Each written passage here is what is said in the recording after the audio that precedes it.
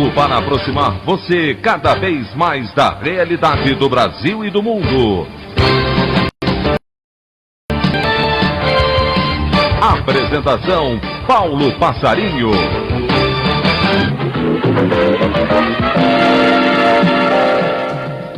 Governo federal anuncia medidas para transferência de renda para trabalhadores informais por 4 meses, mas quer também permitir redução da jornada de trabalho e corte de salários pela metade.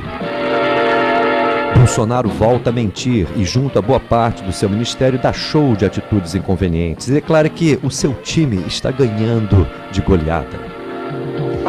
E o panelaço contra o governo toma conta das principais cidades do país. Manifestações desse tipo. Somente no dia de ontem foram 3, sendo a maior no horário proposto pelos movimentos populares, pelo Dia Nacional de Luta pela Democracia, pela Educação e contra as reformas antipopulares e antinacionais. Essas e outras notícias nessa terça-feira, 19 de março do ano de 2020, do programa Faixa Livre. Bandeirantes, 1360.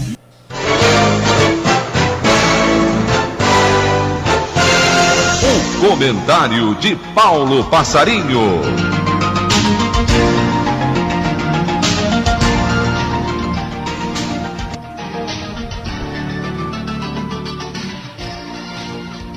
Bom dia, ouvintes. O governo vai tomando aí as suas medidas ao seu modo, até porque a pressão no próprio meio empresarial é muito forte. Pressão por mudança de rumos em relação principalmente a essa propalada ideia de se manter a austeridade fiscal. O jornal Valor Econômico de hoje, por exemplo, tem na sua primeira manchete a informação de que analistas já veem recessão e esperam mais gasto público. Justamente algo que seria impensável nesse governo que tem à frente Bolsonaro e essa figura do Paulo Guedes no comando aí da economia. O governo também anunciou ontem medidas para a transferência de renda para trabalhadores informais por 4 meses. Seriam R$200, de acordo aí com o Cadastro Nacional Social. Não deixa de ser uma medida importante, ainda que absolutamente insuficiente, dada a gravidade da situação que estamos passando. E o Comitê de Política Monetária reduziu em 0,5 ponto percentual a taxa básica de juros. Podemos dizer que estamos em situação de taxa real de juros zerada praticamente, mas isso pouco importa nesse momento, porque a questão central é como deter justamente a transmissão aí do coronavírus, esse novo coronavírus que está causando problemas pelo mundo afora e principalmente aqui no Brasil, dadas as nossas condições de vida da população, tudo indica, nós poderemos ter aí uma tragédia de grandes dimensões. A grande questão é que o governo, que claramente começa a cair com a panelaços, que ontem, pelo segundo dia, tomaram conta das principais cidades do país, esse governo dá show de incompetências e mentiras.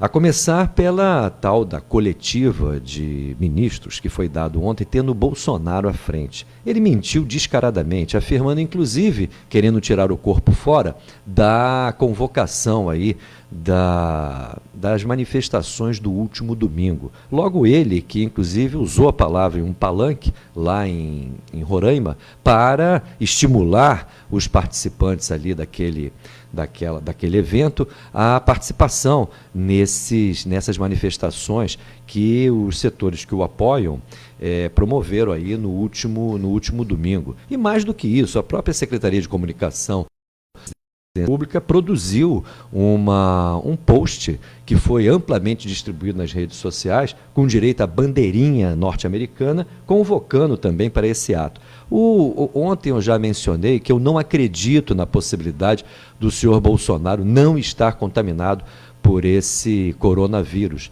Todos ao seu entorno estão, justamente aqueles que o acompanharam na viagem aos Estados Unidos. E considerando a trajetória aí pregressa do Bolsonaro, nós sabemos que ele não tem o menor constrangimento em faltar com a verdade. Mas mais do que isso, ele mostrou totalmente a sua alienação quando afirmou que o seu time está ganhando de goleada. Quem respondeu a isso, evidentemente, foi boa parte da população brasileira, que ontem à noite foi às suas janelas e bateu muita panela. Isso ganhou muita repercussão na imprensa nacional e internacional e nas grandes cidades brasileiras. É verdade que principalmente em bairros de classe média, o que não deixa de ser um sintoma muito importante. Mas também aqui no subúrbio do Rio de Janeiro eu tenho informações, principalmente ali na área da Ilha do Governador, por exemplo, ou em outros bairros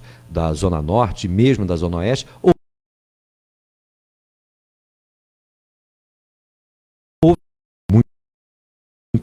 três manifestações. A maior delas foi justamente às 8 horas e 30 minutos, de acordo com o que foi planejado pelos movimentos populares, promotores do Dia Nacional de Luta pela Democracia, pela Educação e contra as reformas antipopulares e antinacionais. Nós precisamos estar mais do que nunca unidos e, principalmente, com clareza de como enfrentar esse irresponsável governo que, de forma nítida, vai perdendo o pouco de popularidade que tinha e vai expondo todas as suas incongruências, inconsequências e irresponsabilidades. Talvez, a principal doença que nós temos hoje é justamente a existência desse governo presidido pelo senhor Bolsonaro.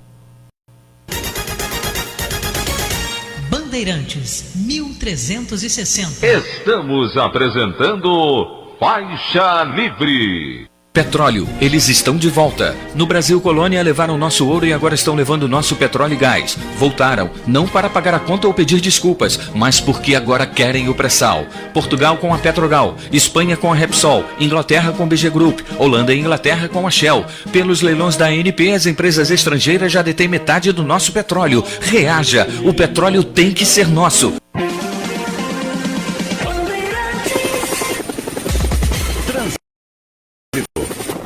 O ouvinte que agora vem de Itaboraí, São Gonçalo com destino à ponte vai encontrando um ótimo panorama pela BR-101, rodovia Niterói-Manilha, comparada a outros dias. O acesso pela Avenida do Contorno, rumo à ponte Rio-Niterói, não apresenta dificuldades. A ponte fluindo bem em direção ao Rio de Janeiro, o acesso pela Alameda apresenta boas condições. Quem sai da zona sul de Niterói pelo corredor da Avenida Roberto Silveira, na sequência Avenida Marquês do Paraná, não encontra problemas. O mesmo acontece pela Orla de Caraí no acesso ao Engá. Lembrando que a cidade de Niterói vem tomando diversas medidas para a contenção do novo coronavírus, incluindo a baixa circulação na cidade. Oferta Toyota Rio Zen e Yaris HBXL, com parcelas a partir de R$ 499 e taxa zero. Acesse riozen.com.br. No trânsito dê sentido à vida. Felipe Macon para a Rádio Bandeirantes, 1360 AM. Jornalismo Bandeirantes. Voltamos a apresentar Faixa Livre. Estamos de volta, ouvintes, com o início da nossa edição dessa terça-feira, 19 de março do ano de 2020, do programa Faixa Livre, que é uma produção da jornalista Celeste Sintra, auxiliada pela também jornalista Natália Moraes, e tendo no comando o áudio Isoneto. Isoneto substitui ao Francisco por ordens aqui da Rede Bandeirantes, que não está permitindo a entrada no estúdio de nenhum dos seus funcionários com mais de 65 anos. Celeste Sintra também se encontra em casa e, nesse sentido, nós reforçamos aqui a equipe de trabalho do Faixa Livre com alguns de nós em casa. Além da Celeste Sintra, temos já o Anderson Gomes, já há muito tempo ele trabalha conosco e produz aquelas matérias que são veiculadas em cima justamente das entrevistas que aqui realizamos, matérias que são veiculadas lá na nossa página www.programafaixalivre.com.br. Por lá vocês podem acompanhar o nosso programa e podem também participar aqui, conforme vocês sabem, por ligação telefônica, através do número 25431360, nos enviando mensagens eletrônicas para o endereço ouvinte@programafaixalivre.com.br ou ainda enviando as suas participações para a nossa página do Facebook, Programa Faixa Livre, onde vocês também nos acompanham, podem nos acompanhar ao vivo e a cores na transmissão que realizamos diretamente aqui do estúdio da Bandeirantes. Vocês também podem acompanhar o programa diretamente pelo seu celular.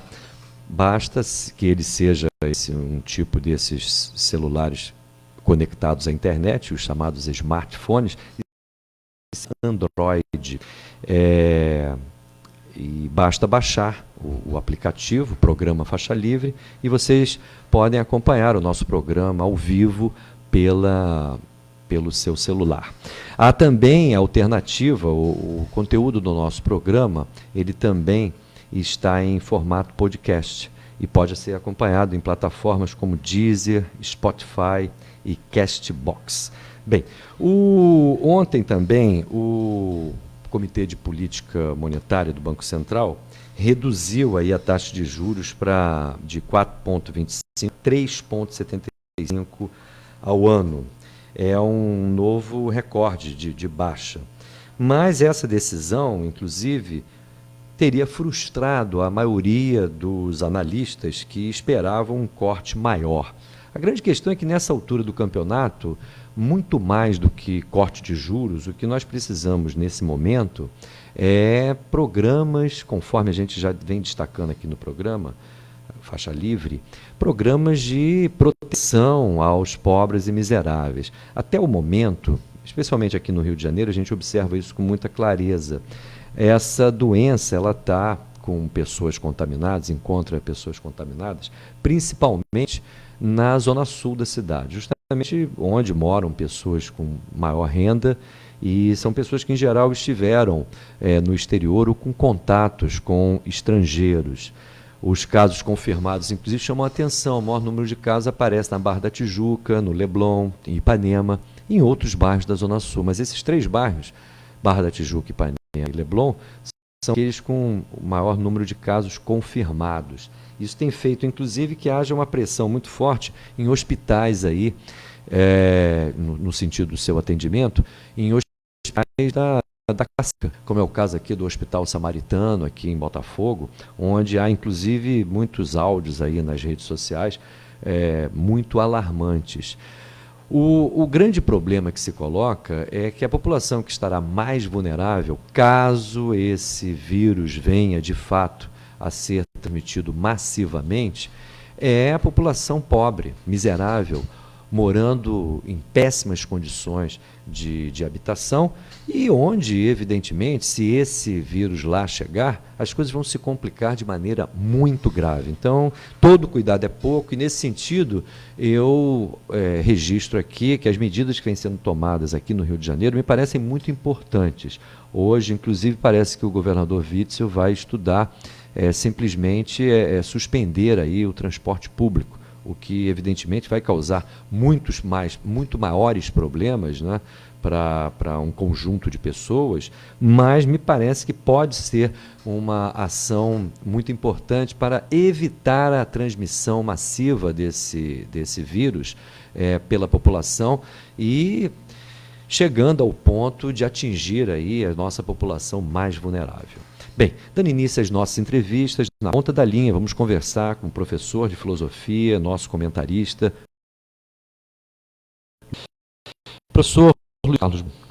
Bom dia, Paulo Passarinho, ouvintes do nosso querido Faixa Livre, em especial um bom dia para a Rose de Tílio, uma ouvinte diária do Faixa, e tua fã, viu, Paulo, lá em São Paulo. Ô Luiz Carlos, como é que você está vendo aí todo esse momento político no nosso país? Antes de a gente entrar propriamente aí nessas questões relativas ao coronavírus, mas absolutamente relacionada a essa nova situação, me parece que o quadro político vai se alterando de forma bastante rápida, não é? Vai sim, e vai indo em direção a um quadro de muita imprevisibilidade, né, Paulo? Porque, veja, nós estamos aí, está no campo do possível, não ainda no provável, mas no campo do possível, que a gente entra num quadro de anomia, né? Anomia? Anomia, ou seja, numa situação... Traduz para os nossos ouvintes e por que você considera isso? Vou fazer isso. Anomia é uma palavra que diz assim, anomia, sem regras, assim, é um quadro assim, podemos caracterizar como uma espécie de falência múltipla dos órgãos da institucionalidade, não é? E eu digo isso porque se há um possível colapso do sistema de saúde, não é?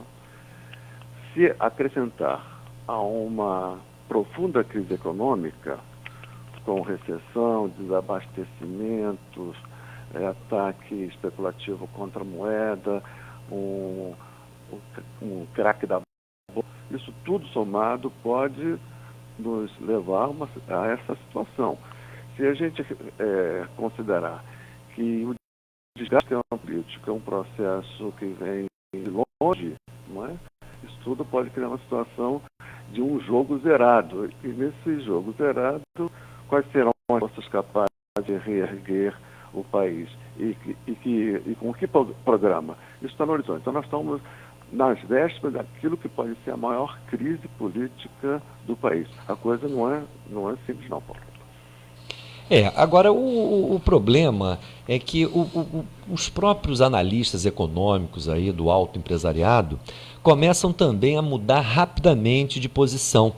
Hoje o jornal Valor Econômico claramente estampa uma manchete onde aponta que os analistas são os analistas aí da alta burguesia, já veem uma recessão no horizonte e esperam mais gasto público. Eles chegam inclusive a veicular aqui a fala do Jim O'Neill, que foi criador daquele acrônimo BRICS, que diz o seguinte: o que o Brasil deve fazer? No curto prazo, o mesmo que o resto dos países do G20, imprimir dinheiro e transferir para indivíduos e empresas pelos próximos 2 meses. Ou seja, os comandantes aí da economia liberal, nesse momento, parece que tem uma recaída absolutamente keynesiana. Paulo, traduzindo para os nossos ouvintes, o Keynes dizia que nesses momentos de crise é necessário que o Estado entre com medidas que ele chamava de anticíclicas, claramente fundadas nessa ideia de expandir o gasto público como forma de sustentar a demanda que pode, em última instância, manter as nossas economias e sociedade.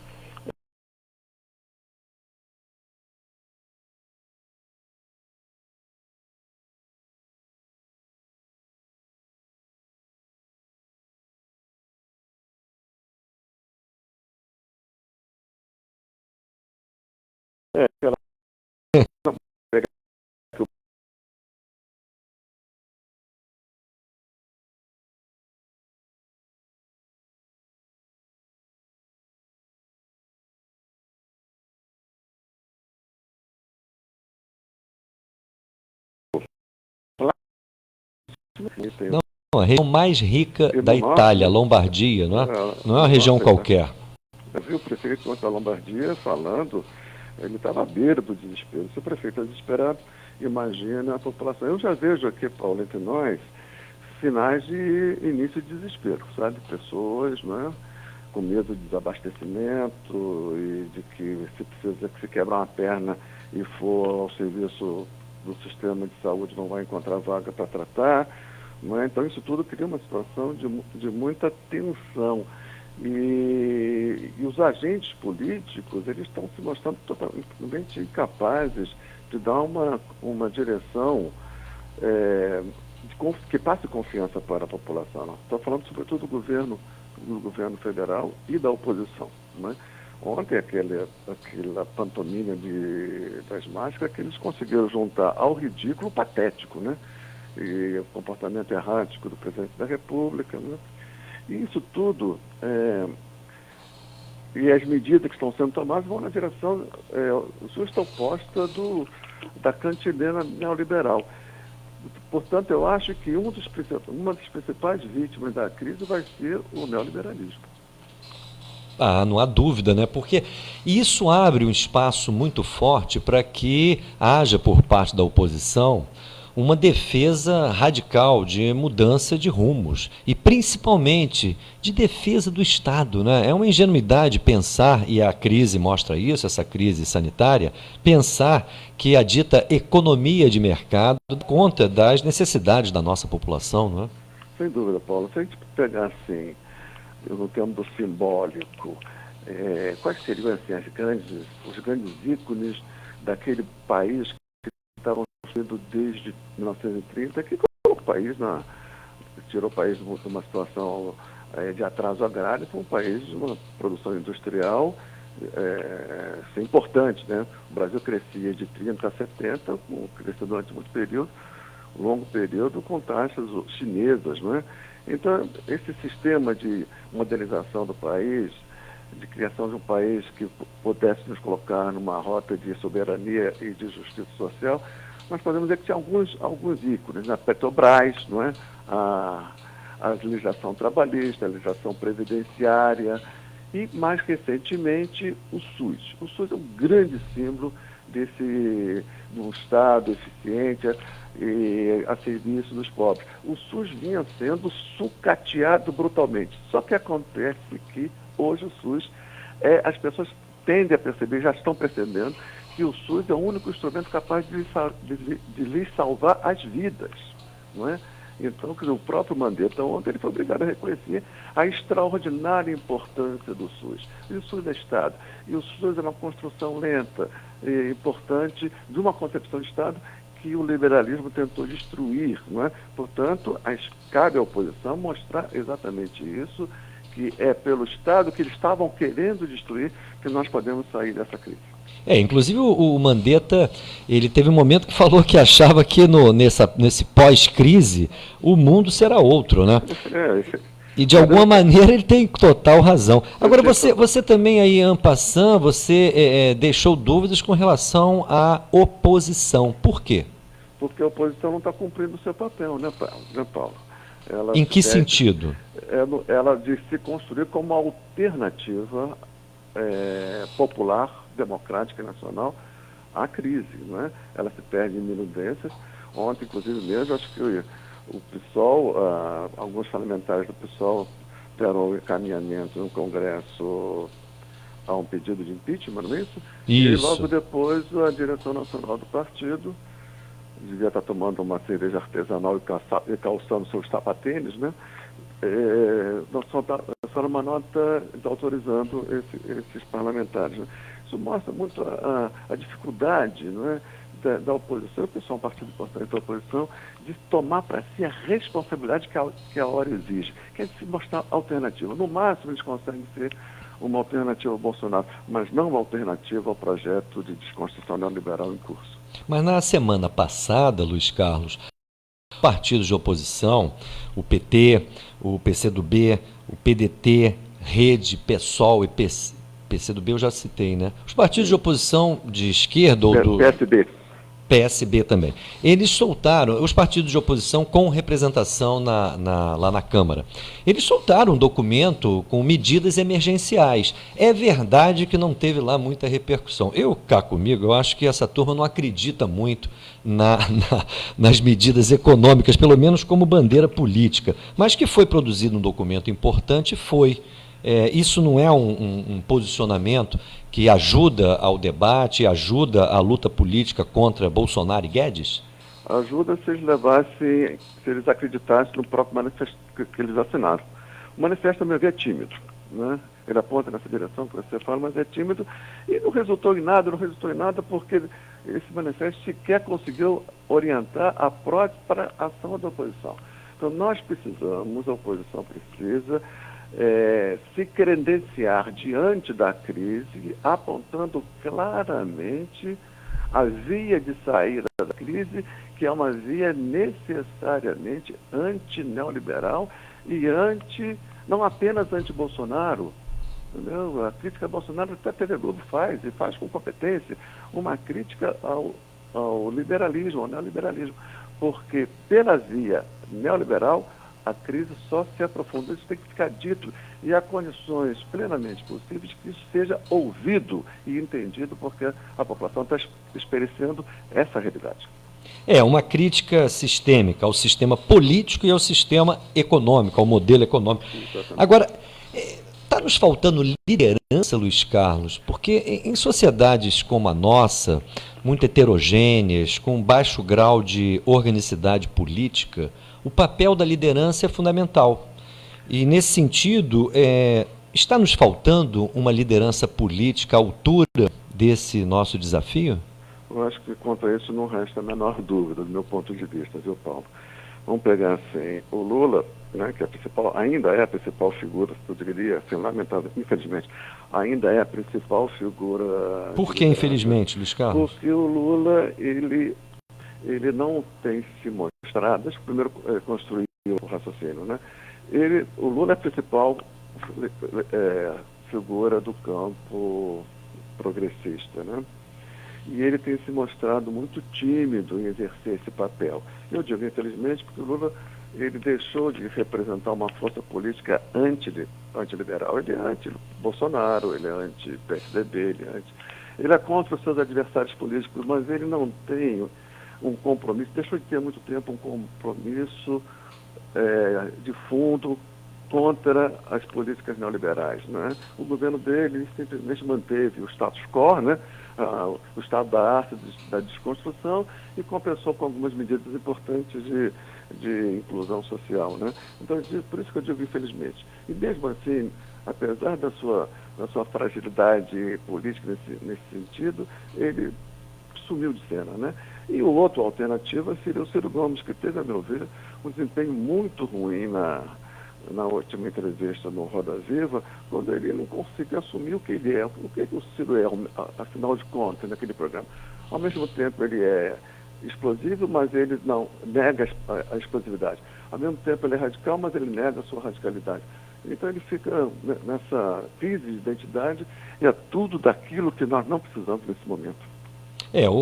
Me parece que o principal problema do Ciro é que ele não dispõe de nenhuma base político-partidária nem social relevante, não é? Ele tem talvez uma projeção maior lá no seu estado natal. Agora, e o Haddad, por exemplo, ou o Boulos? Só para citar dois candidatos à presidência da República.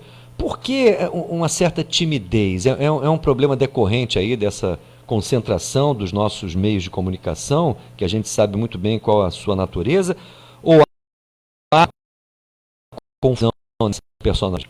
Que o problema do Haddad e do Boulos são de ordens distintas, né? O Haddad, ele é um liberal, né? E o liberal não tem capacidade de nosso liberal, né? De falar, de vivo. Liderança de tipo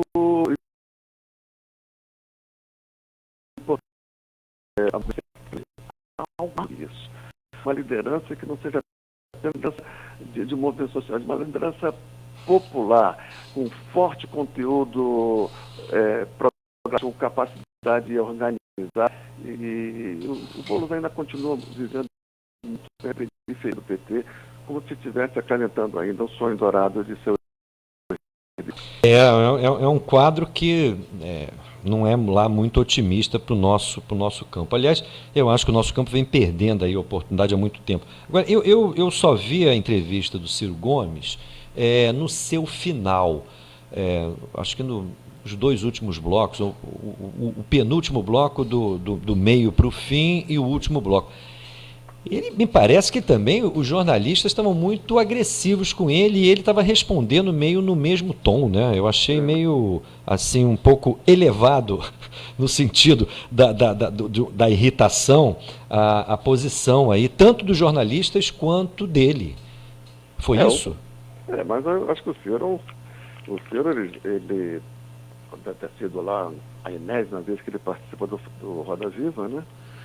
E ele, nas outras vezes, teve um desempenho maravilhoso. Inclusive, o último dele, em 2018, foi brilhante, né? Então, eu esperava que ele tivesse um comportamento desse nível. Mas, por alguma razão, ele acabou caindo nas armadilhas que os jornalistas lhes puseram. Agora, a gente sabe que jornalista no Roda Viva, eles ou levantam a bola para os amiguinhos, ou massacram os inimigos, né? E o Ciro é um inimigo, não é? Então o Ciro devia estar preparado para esse tipo de coisa, né? Ele não estava no bom dia, infelizmente. Agora, apesar de todas essas dificuldades aí da oposição, Me parece que o governo Bolsonaro vai afundando. O que você achou desses 2 últimos dias? Quando o Bolsonaro, por um lado, ou melhor, desde domingo, né? Porque essa manifestação aí da base bolsonarista foi um rotundo fracasso, foi muito esvaziado, apesar de ter se dado em vários estados brasileiros. Mas foi um amontoadozinho de gente e com as bandeiras mais inconsequentes possíveis.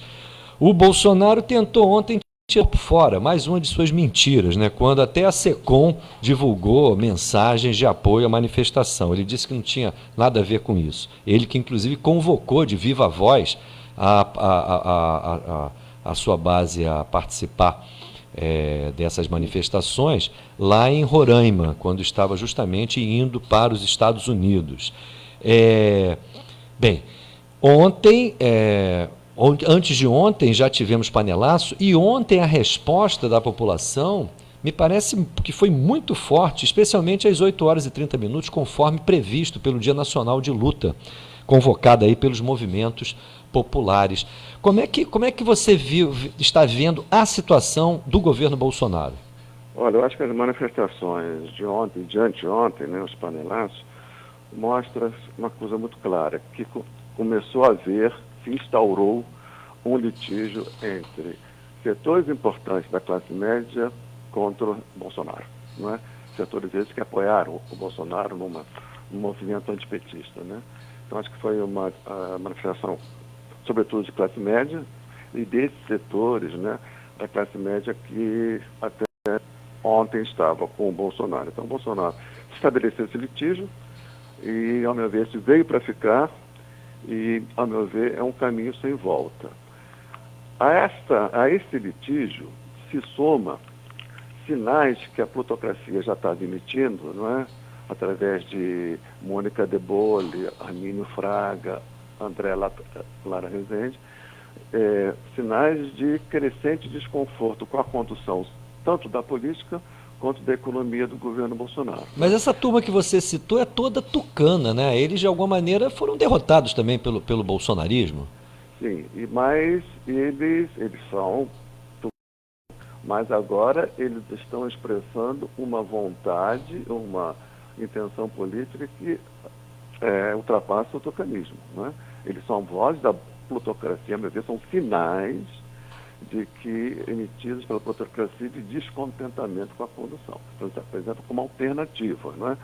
Então, eu imagino assim, uma das saídas possíveis, o Bolsonaro está com seus dias contados mesmo. Eu acho que quanto a isso não há dúvida, ele é muito tosco demais.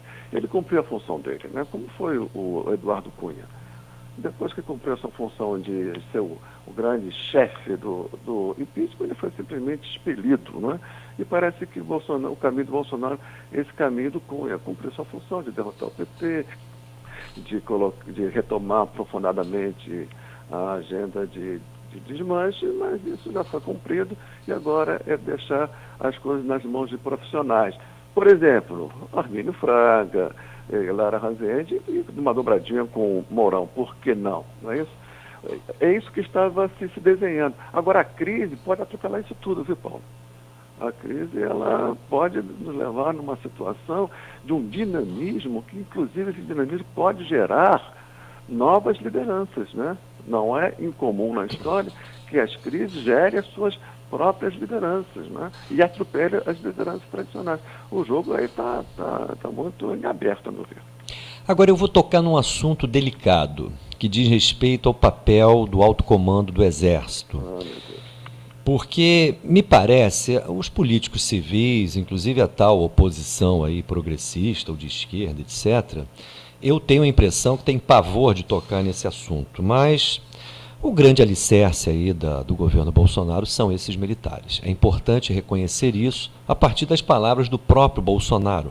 Eu sempre gosto de repetir que o Bolsonaro, no momento da posse do atual ministro...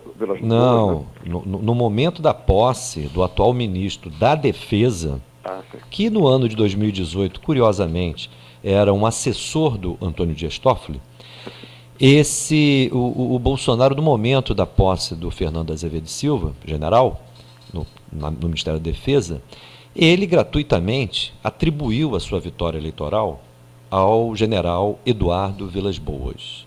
general Vilas Boas era o comandante em chefe, comandante do Exército, nos governos de Dilma e no governo de Temer. Nunca houve nenhuma cobrança no parlamento sobre essa questão. Bem como existe um livro agora que aponta os bastidores do Supremo Tribunal Federal no ano de 2018, e onde há passagens que deixam claro que o próprio Antônio Dias Toffoli foi porta-voz junto aos seus pares de alertas a respeito de caso o ex-presidente Lula fosse libertado, por exemplo, ou tivesse permissão para ser de fato candidato à presidência da República. É necessário enfrentar essa turma, até porque eles hoje estão num número espantoso de cargos, estão no governo federal e dão as cartas. Temos muitas coisas a serem esclarecidas, inclusive que deveriam interessar a esses militares, como, por exemplo, essa crescente influência direta do Bolsonaro junto a PMs, junto às milícias, junto, inclusive, aos estratos inferiores da hierarquia das próprias Forças Armadas. Não há uma semana que se passe que o Bolsonaro não procure estabelecer um discurso direto aí com essas bases armadas. Não é hora de enfrentar essa questão militar que não foi enfrentada pelos políticos civis na transição da ditadura para o regime das liberdades democráticas formais? Eu não tenho a menor dúvida quanto a isso, né? É um governo sob tutela militar, né?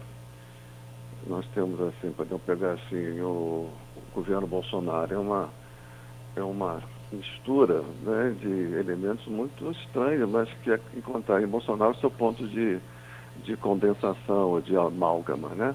Uma base popular sob domínio ideológico político das igrejas evangélicas, não pentecostais. Você tem os militares, né, uma classe média de corte, setores da classe média de corte fascista, e o ideário neoliberal, né? Isso tudo. Agora, quem dá sustentação orgânica ao governo são esses militares de alta patente e uma base que parece a base das forças, tanto das Forças Armadas quanto das polícias militares. Esse baixo oficialato está todo com o Bolsonaro, né? Então, veja, na crise do Ceará, o Bolsonaro disse que estaria encaminhando, estaria em processo de estudo, uma medida que unificaria as polícias militares estaduais. Isso é gravíssimo. Se você soma isso ao tal excludente de licitude, isso aí é barbárie.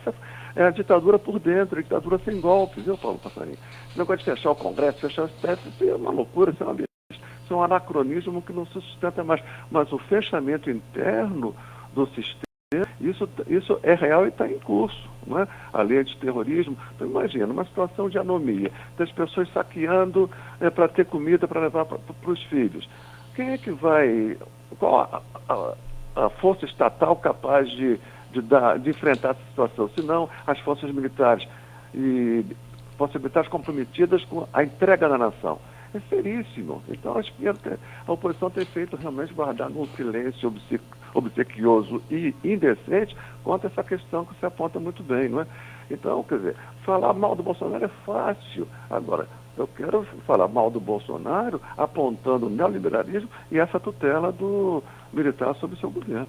Até porque esses militares têm muito a explicar, né? Não somente os crimes da ditadura, que foram deixados de lado, eu acho que isso teve um alto custo para a gente, como problemas decorrentes... Né? Oi?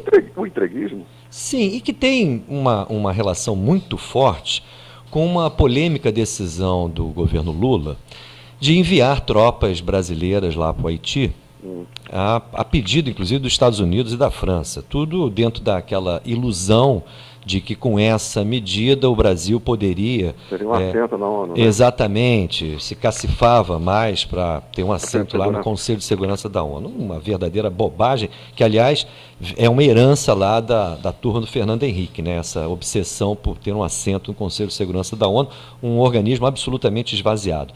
E há muita coisa para ser explicada, inclusive, nessas relações dos militares com os norte-americanos, que parece que se estreitaram muito a partir dessa verdadeira aventura. Inclusive coisas que foram deixadas de lado, e aqui eu quero tocar e lembrar aos nossos ouvintes. O general que sucedeu ao Augusto Heleno, que foi retirado de lá após uma ação absolutamente desastrada, violenta e criminosa das tropas lá militares em uma favela lá de Porto Príncipe, o general que o sucedeu, não sei se você lembra, e nossos ouvintes, o general Urano Teixeira da Mata Bacelar, ele teria cometido suicídio no exercício do seu cargo, lá no dia 7 de janeiro de 2006. Na época, houve muita especulação, inclusive, que ele teria, na verdade, não se suicidado, mas teria sido assassinado. Ficou dito pelo não dito. Mais grave ainda, 2 meses depois, aqui em Belo Horizonte, um outro general cometeu suicídio. Você acha normal generais cometerem suicídio e num prazo tão curto, num período tão curto de tempo? Isso é muito estranho, mas a chance que a gente tem de ter acesso à verdade desses fatos é perto do zero pelo campo do negativo, entendeu? Paulo, nós temos déficits terríveis, né? A posição está muito desintonizada, a meu ver, com as exigências da hora, né? Então, ou ela agora se impõe, assume para si o seu compromisso com a cidadania, com a sociedade, com os interesses nacionais, populares e democráticos, ou ela simplesmente, a sua existência não vai ter mais sentido, né? E mais, há todo um jogo, você pega assim a força da TV Globo, né, do Grupo Globo, que para mim, junto aos militares, é a principal força política organizada do país, a serviço dos interesses, claro, da plutocracia, né? Você veja, então a TV Globo é a principal força da situação, na medida em que apoia a política de desmanche, e vem se construindo a principal figura da oposição, na medida em que combate Bolsonaro, seus absurdos. Os excessos do Bolsonaro. Os excessos, o histrionismo dessas figuras tão lamentáveis, né? Então ela ocupa os dois aspectos do campo político, né? E faz com que, com isso, ela paute a própria oposição. E a oposição tem se deixado pautar pela essa oposição da TV Globo, não é? Por quê? Por que eu digo isso? Porque ela não faz uma oposição centrada no que é mais importante, uma oposição que não se desvie, não se divirta com essas cortinas de fumaças, desses histrionismos aloprados, o bolsonarismo, e sempre na questão do desmonte, sempre na questão do combate ao neoliberalismo, né? Então é isso, a hora é essa, de refazer aquele manifesto que é muito tímido. O manifesto das oposições lá no parlamento. Isso, que você fez, ao qual você fez menção, reatualizá-lo, não é? E em defesa, dizendo assim, ou o Estado salva as vidas das pessoas, essas vidas serão perdidas pela voracidade da crise. A hora é essa, isso pode ser entendido, tem que tomar essa coragem, entendeu? E colocar os militares no centro da berlinda, porque eles são as forças tutelares do governo. Claramente eu acho que temos que defender mais do que nunca um Estado e uma economia que se voltem para a defesa do povo, né? A TV Globo, o partido das organizações Globo, talvez seja melhor chamá-la assim, justamente eu me recordei da Globo quando você chamava atenção aí que representantes ou economistas ligados aí às classes ricas, a chamada plutocracia, começam a ter um discurso diferente. Mas eu me recordei que a Globo continua batendo na tecla aí, de alguma maneira, do controle do gasto. Agora mesmo eu ouvi um dos seus principais comentaristas falando que esse negócio do estado de calamidade pública, gastos, tem que estar absolutamente estrito, questão da saúde, pode gastar dinheiro, porque o que é emergencial é a saúde. Eu fiquei cá pensando que emergencial é a situação social do nosso povo. Se é assim, a política que vem sendo aplicada dentro do Estado, na sua organização, e a política econômica que sustenta isso, elas estão inteiramente equivocadas, já que a questão é emergencial, e a emergência não é apenas no campo da saúde. O campo da saúde está escancarado agora por causa do coronavírus, mas essa situação vexatória de 80% da população brasileira ser constituída de pobres e miseráveis, isso é uma situação vergonhosa. Emergência maior do que essa não existe, e isso coloca o tal do modelo liberal completamente na berlinda, né? É o choro de perdedor. O que está para mim claro é que o cristal do discurso neoliberal foi rachado. Quebrou, né? Quando quebra não tem como recompor, não tem jeito, né? Agora, Luiz, vou te interromper porque eu estou de olho no relógio. Tá. Por fim, o André do Morro da Formiga, ele nos dá bom dia, como ele sempre faz, a família Faixa Livre. Muito bom dia para você, André. E diz aqui, bela entrevista com o Luiz. Quiçá não seja mais do mesmo, com retóricas desprovidas de ações práticas. Deixa seu abraço. Como é que você responde ao André? Eu acho que é impossível ser mais do mesmo. A crise impede isso. Nós temos, se os liberais estão se convertendo em keynesianos de ocasião, isso dá mostras que a crise ela não permite, não admite solução pela mais do mesmo. E nessa abertura que se dá, é uma hora importante da esquerda. Paulo, o que me fez lembrar, essa situação de ontem, me fez lembrar aquela extraordinária mudança, talvez a mais extraordinária e repetida mudança de conjuntura que nós experimentamos no país, que foi com a morte do Getúlio. Você lembra disso? Não, porque eu não era nascido. Historicamente, querido, eu tinha 2 anos. Eu tinha 2 anos, também não lembro. Mas, Paulo, aquilo foi, né? O Getúlio estava nas cordas, né? E parecia que ia receber o soco final, e aquele gesto extremado, a conjuntura mudou e aqueles algozes do Getúlio tiveram que sair correndo, Carlos Lacerda à frente, porque a turba iria passar por cima, né? Eu acho que talvez possamos entrar numa mudança de conjuntura desse tipo. Agora resta saber quais vão ser as forças capazes de reerguer o país e com que programa. A oposição tem que se credenciar para essa luta. Legal, Luiz Carlos, muito obrigado mais uma vez aqui pela tua contribuição ao nosso programa e um bom dia. Você está protegendo, né? Está internado, né? Eu estou internado, assim. Não vejo os meus netos há uma semana, isso que me dói mais. É chato, mas é necessário esse esforço, viu? E nem jogo do Botafogo eu tenho para ver, Paulo. Pois é, não, mas dá para ver pela televisão, né? Não tem jogo. Ah, sim, agora suspenderam também o jogo, mas teve jogo lá domingo, né? Mas foi meio decepcionante. O primeiro tempo foi bom, o segundo ruim, mas vamos em frente. Eu gostei do Roda, e você? Não, eu não vi o jogo. Eu sou botafoguense de metigelo. Um abraço para você, Luiz Carlos. Querido, um abraço. Conversamos aqui com o professor Luiz Carlos de Oliveira e Silva e vamos agora ao nosso primeiro intervalo. Já voltaremos. Bandeirantes 1360. Estamos apresentando Faixa Livre. Por um Brasil mais forte, justo e transparente. A sociedade não aceita mais uma administração pública ineficiente e que a corrupção e a ilegalidade fazem parte do dia a dia dos jornais. O Brasil precisa de moralidade e profissionalismo, de servidores públicos éticos e competentes. Precisamos acabar com o clientelismo e a terceirização nos órgãos públicos. Não é justo que o Brasil seja administrado por alguém que não foi eleito e nem fez concurso público. Quem passa num concurso público tem legitimidade e competência para ocupar esse espaço e ajudar a construir um Brasil melhor. São esses brasileiros os responsáveis pela defesa do interesse nacional, fiscalizando os agentes públicos e privados, elaborando políticas públicas e controlando o cumprimento da lei. Não podemos permitir o desmonte das carreiras de Estado em favor de interesses político-partidários. Valorizar o servidor concursado efetivo é preservar as liberdades democráticas e os direitos do cidadão. Movimento Nacional em Defesa do Estado Brasileiro.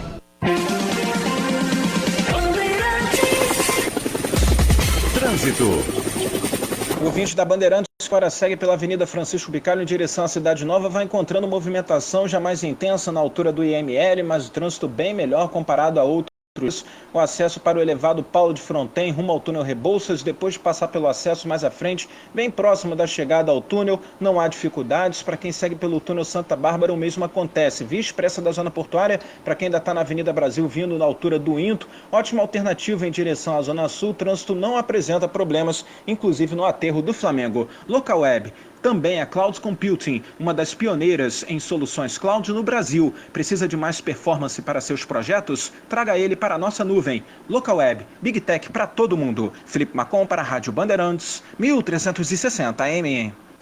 Jornalismo Bandeirantes. Voltamos a apresentar Faixa Livre. Estamos de volta, ouvintes, com o nosso programa Faixa Livre. Na ponta da linha, nós vamos conversar agora com a Manuela Alvarenga. Ela é diretora do Sindicato Nacional dos Trabalhadores do IBGE, a CIBGE, o Sindicato Nacional. Manuela Alvarenga, bom dia. Bom dia. Tudo indo, né, Manuela? Muito preocupado aqui com o andamento dessa transmissão aí do coronavírus, mas principalmente preocupado com todas as consequências sociais e políticas que estão em curso. E nós lemos aqui que há uma decisão a respeito do adiamento do censo para 2021. Nós sabemos que esse censo estava cercado aí de incertezas e principalmente por muitos equívocos que a própria direção do IBGE vinha tomando. Vocês estavam inclusive apontando aí uma série de questões que preocupavam a vocês, trabalhadores do IBGE. Como é que você viu agora essa decisão, que foi somada também a uma outra que foi editada na última terça-feira, onde o processo seletivo, que me parece seria fundamental para a contratação dos recenseadores, está suspenso e o orçamento do censo será remanejado para o Ministério da Saúde. Como é que vocês viram isso, hein? Isso. Então, essa decisão, né, de adiamento do censo, ela foi, como você já colocou, e esse foi um acordo de realocação de verbas, né?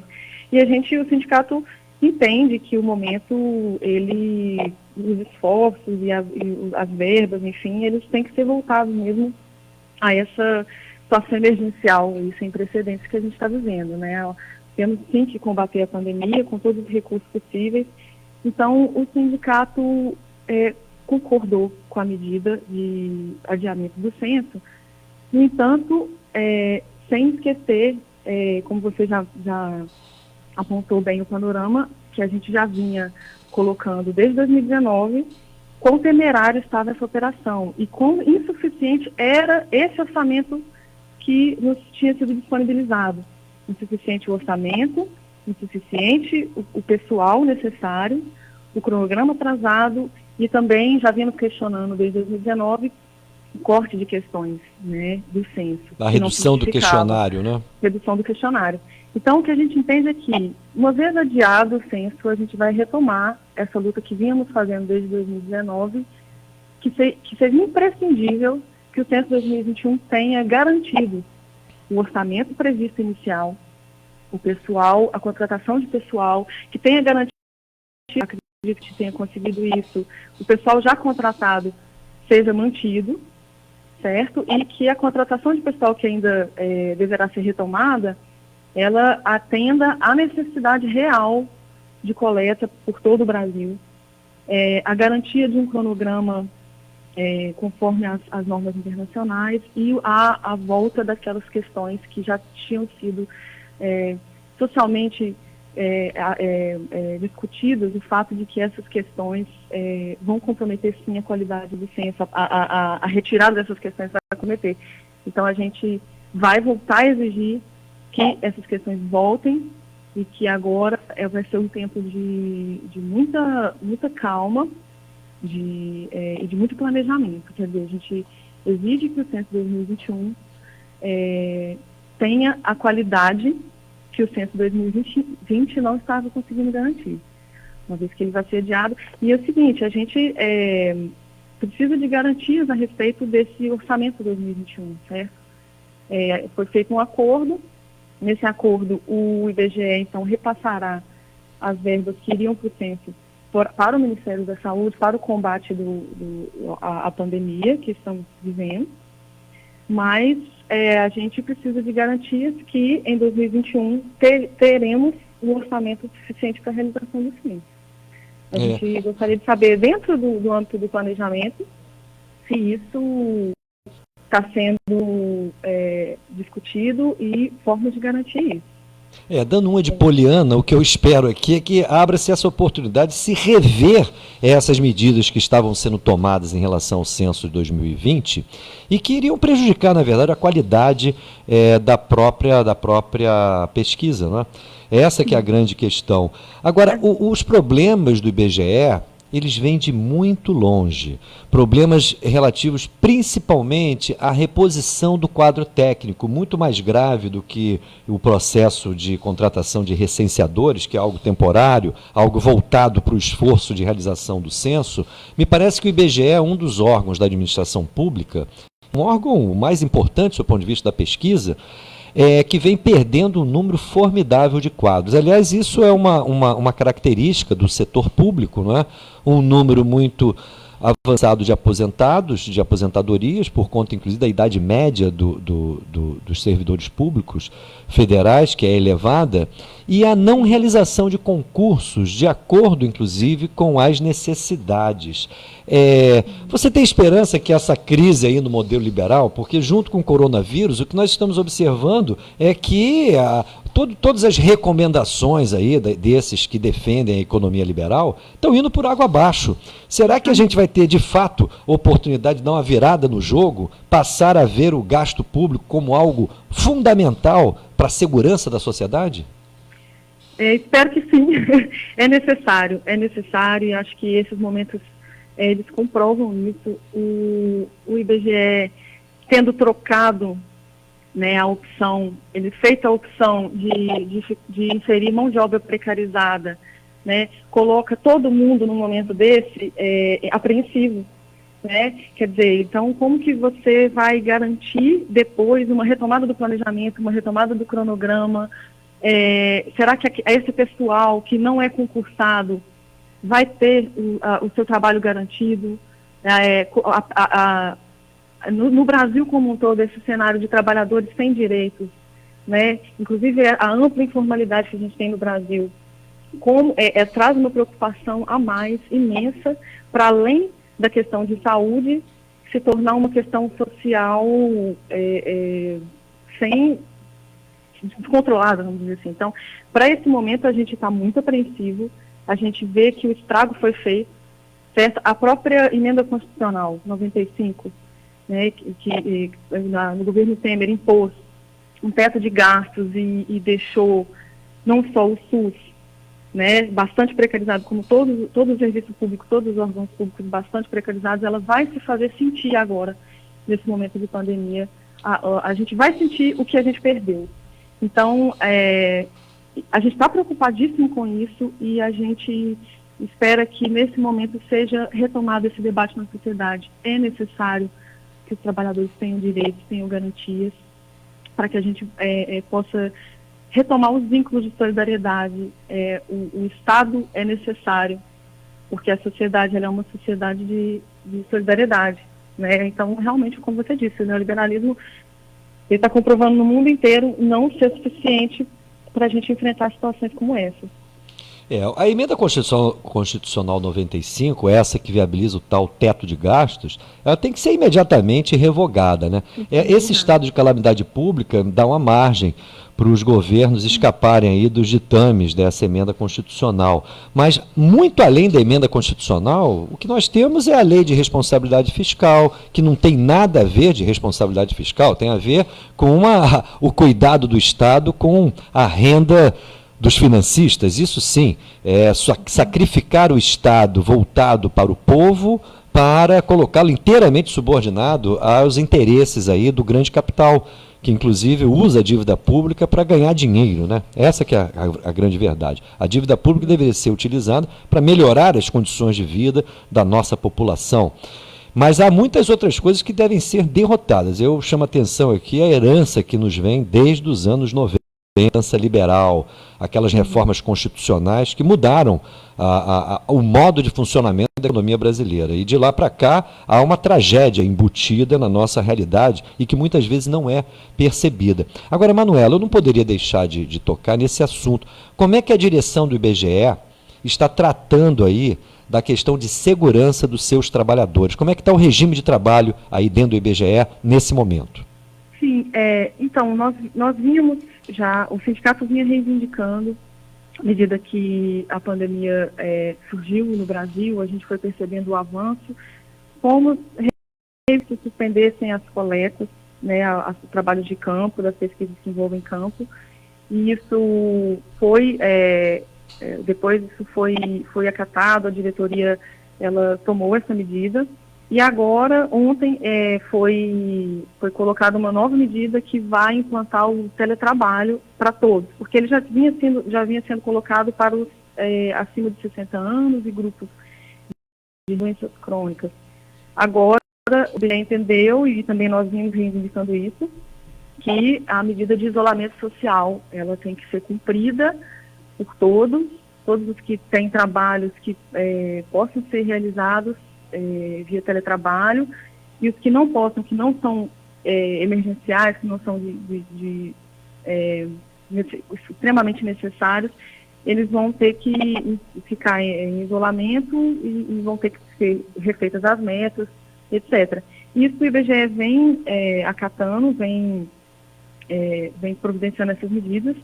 A gente reclamou porque quando exigimos ali que se fossem tomadas a garantia de condições de trabalho, a gente sabe que não veio a tempo, né? O álcool em gel nos espaços de trabalho, a garantia de espaços arejados, etc. Isso a gente vinha reivindicando que não estava chegando a tempo. Mas agora o IBGE implantou o teletrabalho, a gente concorda com isso. O que a gente questionou bastante foi a forma como o adiamento do censo foi colocado. Porque os nossos trabalhadores que estavam envolvidos no censo, inclusive esses que são temporários, que têm os seus contratos bastante precarizados, foram saber que o censo seria adiado pela televisão. A gente não recebeu um e-mail, a gente não recebeu um comunicado oficial, só depois que a notícia já tinha saído na televisão. E isso deixou os nossos trabalhadores bastante inquietos. O dia seguinte foi, assim, todo mundo procurando o sindicato para saber se as pessoas iam perder o seu trabalho, se iam cancelar os contratos, etc. Então, essa agitação foi desnecessária e a gente entende que isso foi um ato desrespeitoso ao trabalhador. Então, a gente espera aí que, nesse tempo, né, de isolamento, esse tempo que a gente vai ter que ficar bem calmo e a gente tenha uma comunicação melhor, né, que a gente consiga deixar o trabalhador tranquilo, porque a única coisa que a gente precisa agora é de apreensão, né? A gente já está numa situação bem complicada, né? E como ficou a situação desses trabalhadores, esses servidores temporários que estão prestando serviço para o censo que agora foi adiado? Os temporários que já foram contratados, né, os agentes censitários operacionais, os supervisores de área, os contratos, recebemos uma nota que os contratos serão garantidos. Serão mantidos, menos mal, né? Serão mantidos, sim. Isso era imprescindível, porque, como você disse, agora não é hora da gente ter mais medidas que precarizam o trabalho, é hora da gente entender que o trabalhador precisa ter seus direitos garantidos, a sociedade precisa ter essa assistência mantida para enfrentar essa situação. Então, a última coisa que a gente precisaria seria de colocar trabalhadores em situação de emprego agora, né? Então, sim, a gente fica feliz que sejam garantidos os contratos e, por hora, os processos seletivos são suspensos, que teriam processos seletivos agora. Se eles estão suspensos, então a gente tem que ficar bem atento para quando isso for retomado no cronograma, que seja garantido o cronograma do censo, que já estava bastante complicado. E esses trabalhadores temporários, eles têm um contrato definido no tempo. esse tempo vai ser prorrogado? Porque não interessa manter essa turma empregada por enquanto, mas se o prazo final do contrato, eles vão ser colocados na rua sem terem realizado o trabalho, porque afinal de contas houve a interrupção aí do processo do censo. Existe alguma tratativa no sentido da prorrogação do tempo de duração desse contrato temporário para evitar que quando eles retornem ao trabalho coincida com o tempo final do próprio contrato?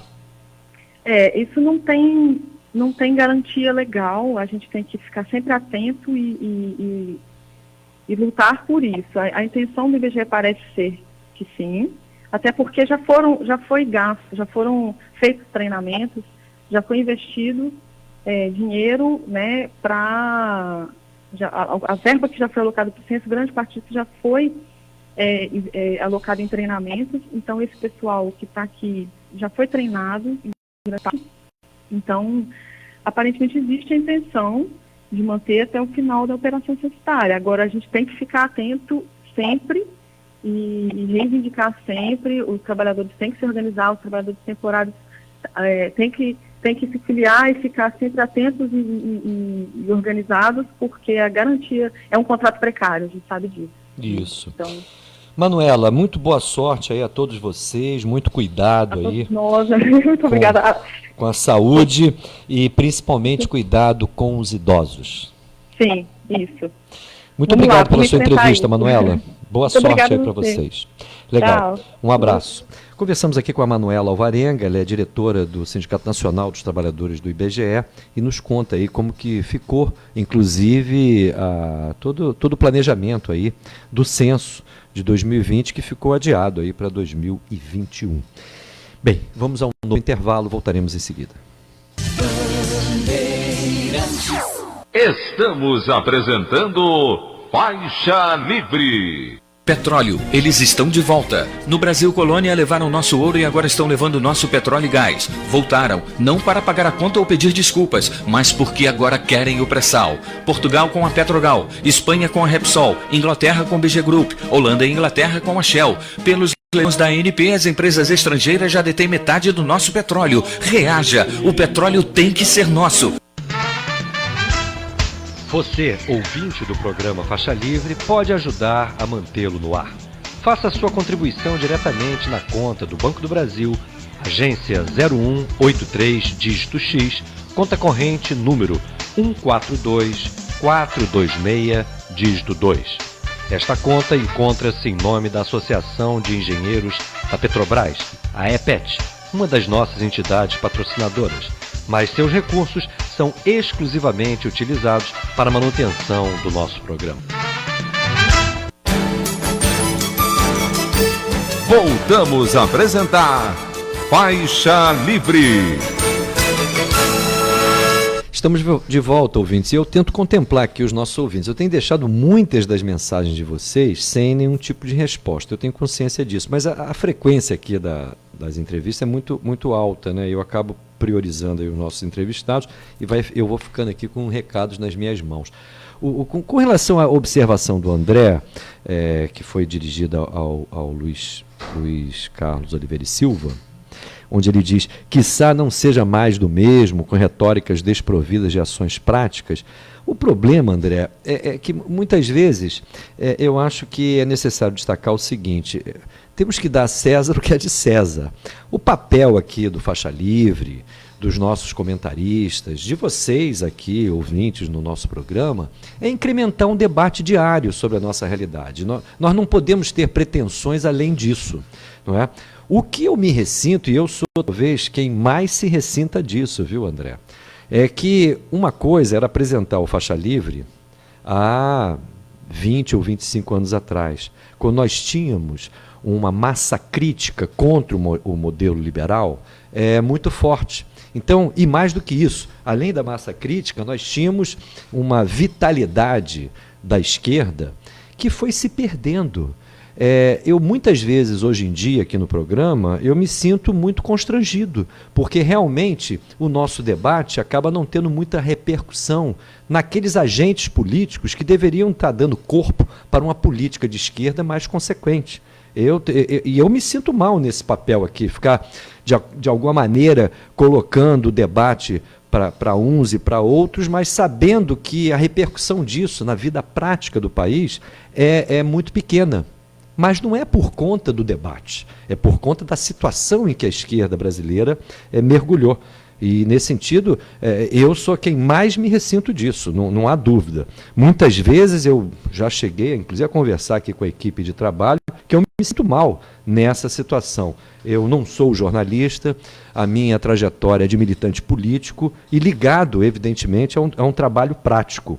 Então, vamos dizer, o trabalho de propaganda, de debate, ele tem que estar amparado nessa repercussão que partidos, organizações devem realizar. Se isso não existe, realmente podem ser esforços absolutamente vazios desse tipo aqui que a gente procura realizar. E a incompreensão é total. Eu ontem, por exemplo, faço de um grupo nessa história de WhatsApp, que reúne ex-companheiros de uma organização política na qual eu militei. E ontem houve uma crítica ao conteúdo da entrevista que o professor Marcelo Carcanholo nos deu. Ao tentar ponderar a respeito das razões que levaram o Marcelo Carcanholo a afirmar determinadas questões aqui, como, por exemplo, essa deterioração do SUS, infelizmente, perpassou os 13 anos do governo de esquerda, e o Marcelo deixou claro isso, que nós perdemos uma oportunidade de fortalecer o SUS nesse período. Houve uma incompreensão, houve uma crítica, né, a respeito disso. Eu procurei expor, né, as razões que levaram o Marcelo Carcanholo a apontar isso de maneira absolutamente racional. A resposta que eu tive de um determinado integrante desse grupo foi a pior possível. Xingamentos, palavrões, coisas que Deus duvida, o que mostra o baixíssimo nível de politização e de compreensão da nossa realidade por parte da esquerda, ou da ex-esquerda. Eu não sei nem mais como denominar essa turma. Então isso mostra muito bem os atrasos que nós estamos vivendo nesse momento. E isso é muito grave, especialmente quando a gente observa que existe uma oportunidade gigantesca para nós avançarmos contra o modelo liberal. Só que, de alguma maneira, há muitos impasses a respeito disso. Impasses e equívocos, né? Ilusões. E é isso que a gente procura nesse nosso debate, que a gente mantém aqui matinalmente, procurar esclarecer. Mas, evidente, é um esforço no plano das ideias. Eu espero que vocês compreendam isso. O Jansen, de Nova Iguaçu, diz o seguinte: Passarinho, o estado natal do Ciro é São Paulo, pois ele nasceu em Pindamonhangaba. Ô Jansen, isso aí é igual falar que o Fernando Henrique é carioca, né? Eu costumo dizer que isso é uma curiosidade obstetrícia. Isso aí, ele realmente nasceu lá, mas ele foi criado no Ceará, o berço político dele é o Ceará, e ele, onde ele tem respaldo social popular, é no Ceará. É nesse sentido que eu me referia ao Ceará como estado natal dele. O Francisco das Chagas, de São Gonçalo, diz: Passarinho, o que salvou o Brasil foi a Lava Jato. Se Lula continuasse no poder, o país entraria em colapso. Bem, em primeiro lugar, o Lula já tinha deixado o governo, Francisco. Tem vários equívocos aqui nesse seu recado. O Lula deixou em 2010, aliás, com altos índices de popularidade. Você quer dizer, se o PT continuasse no poder? Olha, eu acho que o colapso estava em curso. As medidas que a Dilma tomou, não só naquele início do seu segundo mandato, mas desde 2011, foram muito equivocadas, no meu ponto de vista. Agora, nada se compara a essa tragédia que está se dando nesse momento. Embora as decisões da Dilma no início de seu segundo mandato foram o início da programa liberal mais ortodoxo. Eu sempre gosto de lembrar que quem começou essa verdadeira destruição da Petrobras foi a administração da Graça Foster e depois do Aldemir Bendini. Isso é 2014, 2015, não é? O início do tal programa de desinvestimentos, uma forma escamoteada de privatizar partes da Petrobras, inclusive as mais produtivas, né? Então é um escândalo. Agora, a Lava Jato, do seu ponto de vista de uma operação contra a corrupção, eu acho que foi correta. O problema é que ela foi apropriada por setores do judiciário absolutamente interessados em, na verdade, atacar uma determinada fração política. No caso, o PT foi absolutamente e muito voltado a sua preocupação para a própria sucessão de 2018. Tanto é que houve uma aceleração tremenda do processo do Lula, daquele apartamento lá no Guarujá, que, aliás, aquele processo é todo fajuto, né? Ele sequer deveria estar lá em Curitiba. Se houve algum problema ali, aquele processo tinha que ser objeto, de acordo com o parecer do próprio Sérgio Moro, ele tinha que ser a instância da Justiça Federal que deveria apreciar o suposto crime do Lula, deveria ser em São Paulo e não lá no Sérgio Moro, o ministro da Justiça do Bolsonaro. Francamente, se você não entende isso, realmente não há muita condição de a gente explicar mais nada, porque está tudo na mesa de maneira muito clara, né? As pessoas não percebem, né? Assim como tem gente da esquerda que não percebe os equívocos do governo Lula, e se a gente fala alguma coisa, essa turma muitas vezes me lembra os próprios chamados bolsomínios, né? Mas na ponta da linha, quem vai conversar agora conosco é o economista, professor de economia da Universidade de Campinas, a Unicamp, Plínio de Arruda Sampaio Júnior. Professor Plínio, bom dia. Bom dia, passarinho. Sempre uma grande alegria falar no Faixa Livre, que nesse período de escuridão, eu estava te escutando, é sempre um alento de luz e de reflexão. Para alguns, né, Plínio? Porque tem uma turma aí que fica completamente raivosa se a gente faz qualquer tipo de análise desse nosso passado recente, né? Mas vamos em frente, isso faz parte aí do nosso drama e das incompreensões, sectarismos, que está muito presente, inclusive, na nossa esquerda. O Plínio, e essa situação econômica decorrente da desestruturação produzida pela emergência da pandemia? Olha, Paulo, o coronavírus foi o estopim, né, que detonou uma crise econômica mundial que já estava latente de maneira muito clara desde 2019 e vinha sendo alertado por vários economistas. O impacto disso no Brasil vai ser brutal, muito forte, né? Nós viveremos muito provavelmente a maior crise econômica desde 29 e, na verdade, por características muito próprias da crise de 29, muito superior à crise de 29. A quebra, né, o colapso do gasto, né, da demanda agregada, vai provocar uma recessão brutal. Eu tive lendo algumas consultorias econômicas aqui de São Paulo, que até poucos dias atrás estavam prevendo um crescimento acima de 2% e já trabalham com o cenário de uma recessão de 3% como o cenário mais provável. Eu acho que provavelmente é muito difícil a gente quantificar o que está acontecendo, né? Isso tudo são especulações, mas que nós teremos um crescimento, digamos, negativo, né? Uma contração da economia fortíssima, com desemprego muito rápido, porque as relações de trabalho já são muito precárias, e isso eu não tenho a menor dúvida. Agora, do seu ponto de vista mundial, assim como ocorreu em 2007, 2008, as pessoas gostam muito de falar da crise de 2008, né, do estouro da bolha imobiliária. Mas aquela crise teve início em 2007. Eu me lembro que em 2007 eu comecei a contabilizar as tais injeções financeiras que os bancos centrais dos Estados Unidos, da Inglaterra, da Europa, da Austrália, do Japão, de forma conjunta faziam. Eu lembro quando que eu não lembro mais se era 100 bilhões, alguma coisa assim, eu falei, eu não vou mais fazer conta. Bem, ali foi só um aperitivo, porque a coisa ficou difícil mesmo, foi em 2008 e os bancos centrais voltaram a despejar recursos, pelo menos o americano, né? O europeu demorou um pouquinho, mas depois de 2010 eles adotaram aí esses programas de flexibilização monetária. E hoje eu vejo aqui que aquele Jill O'Neill, que foi criador do acrônimo BRICS, ele está defendendo o seguinte, inclusive para o Brasil, uma matéria aqui do jornal Valor Econômico, pergunta o que o Brasil deve fazer e ele responde, no curto prazo, o mesmo que o resto dos países do G20, imprimir dinheiro e transferir para indivíduos e empresas pelos próximos 2 meses. Eu te coloco isso pelo seguinte, nesses momentos de crise, a ortodoxia liberal desaparece e vira todo mundo keynesiano. A saída não vai ser essa? Você tem toda a razão.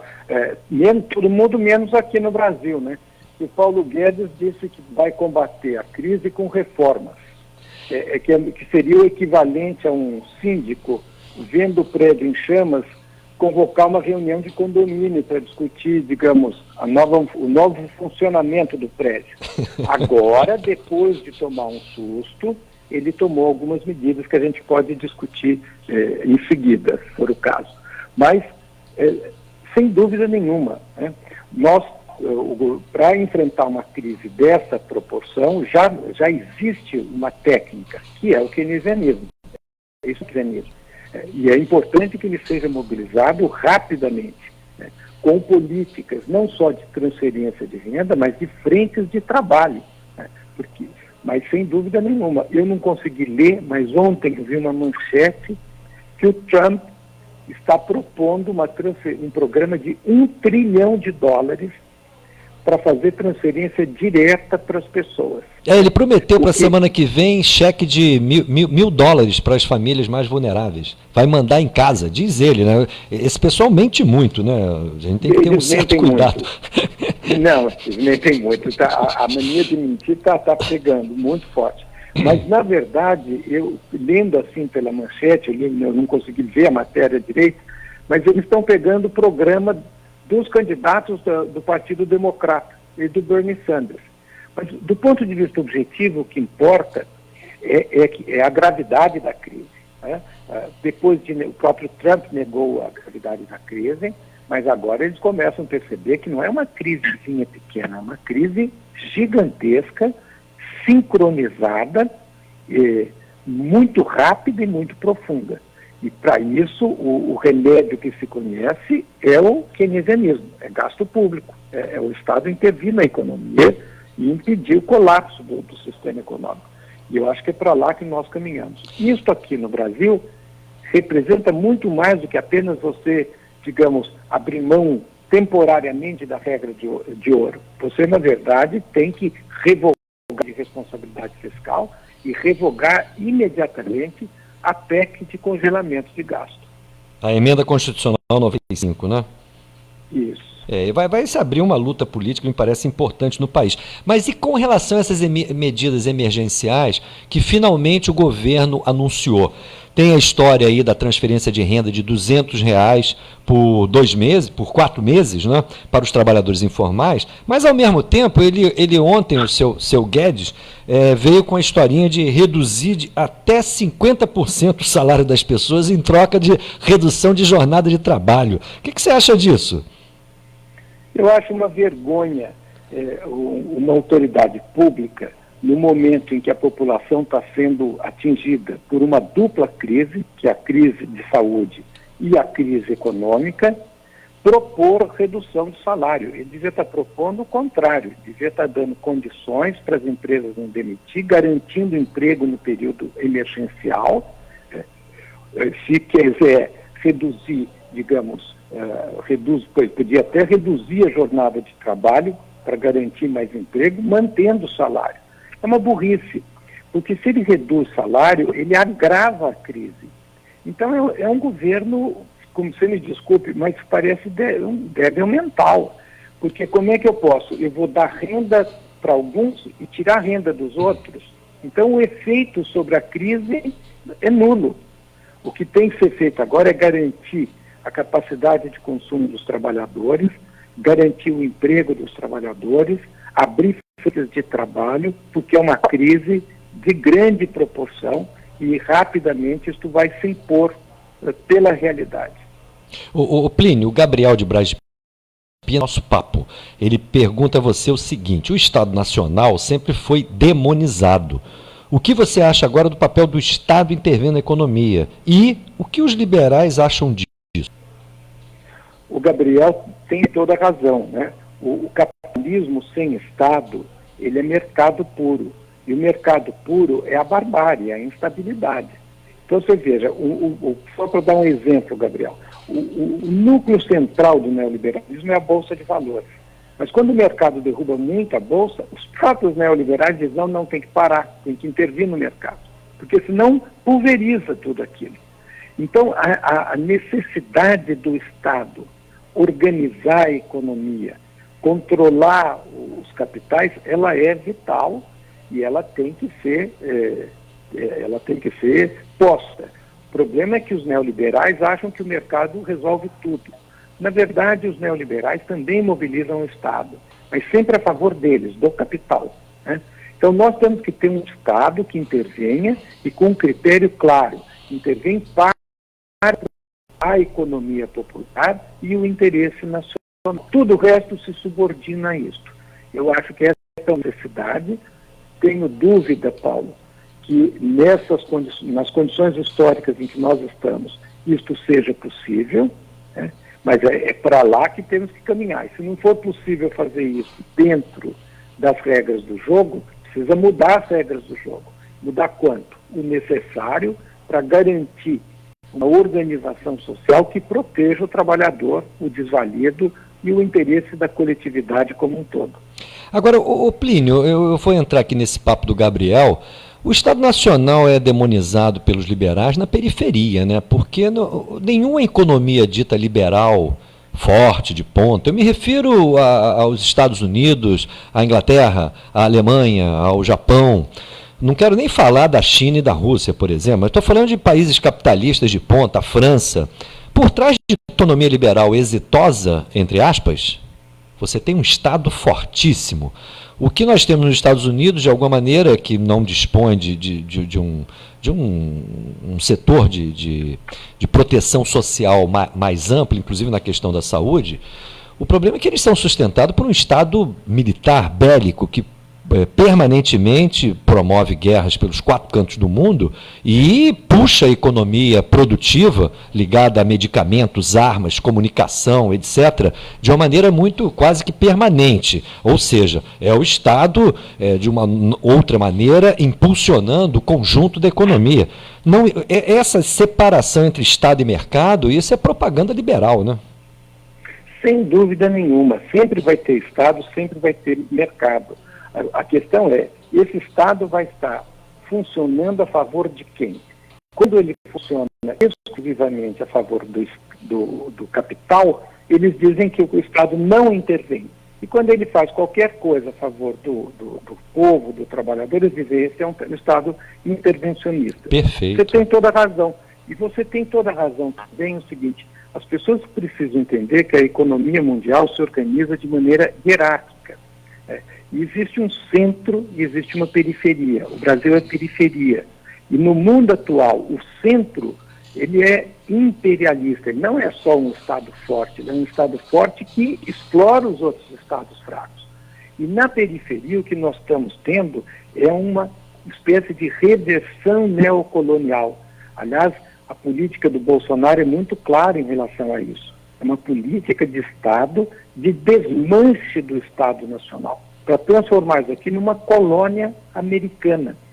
Então você tem toda a razão, e agora a colônia também vai ter Estado, mas aí vai ser um Estado a favor, né, dos senhores e da metrópole, contra os neo-escravos que somos nós, o povo. Então é essa política que está sendo posta, e é contra esta política que o povo brasileiro tem que bater panela, sair às ruas, para garantir a sua condição de vida, porque senão eles vão raspar o tacho e tirar todos os direitos dos trabalhadores.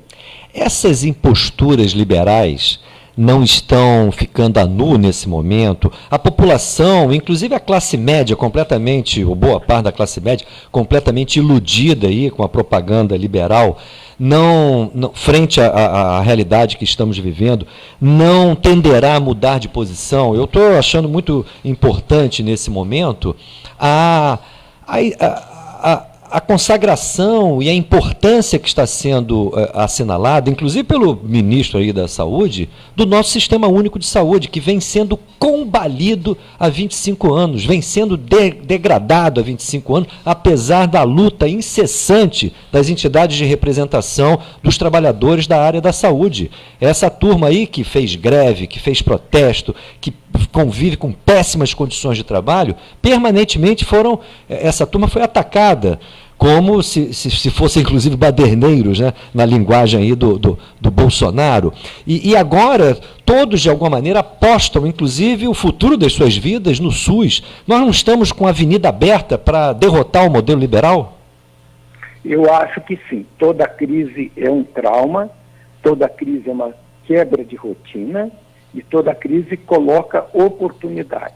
Nós temos que entender o que é esta crise. É uma crise profunda e o movimento desta crise é um movimento profundamente antissocial e antinacional, porque a crise destrói a economia nacional e a crise vai ter um efeito devastador sobre os trabalhadores de uma maneira geral, mas a crise abre oportunidades. Nós podemos sair da crise neoliberais, como aconteceu na crise de 2008, ou nós podemos sair da crise superando o neoliberalismo e essa política econômica que funciona para 1% da população. E eu tenho a impressão que o Brasil viverá, nos próximos 3, 4 meses, um trauma de grande proporção. Talvez o maior trauma da história moderna brasileira, trauma social.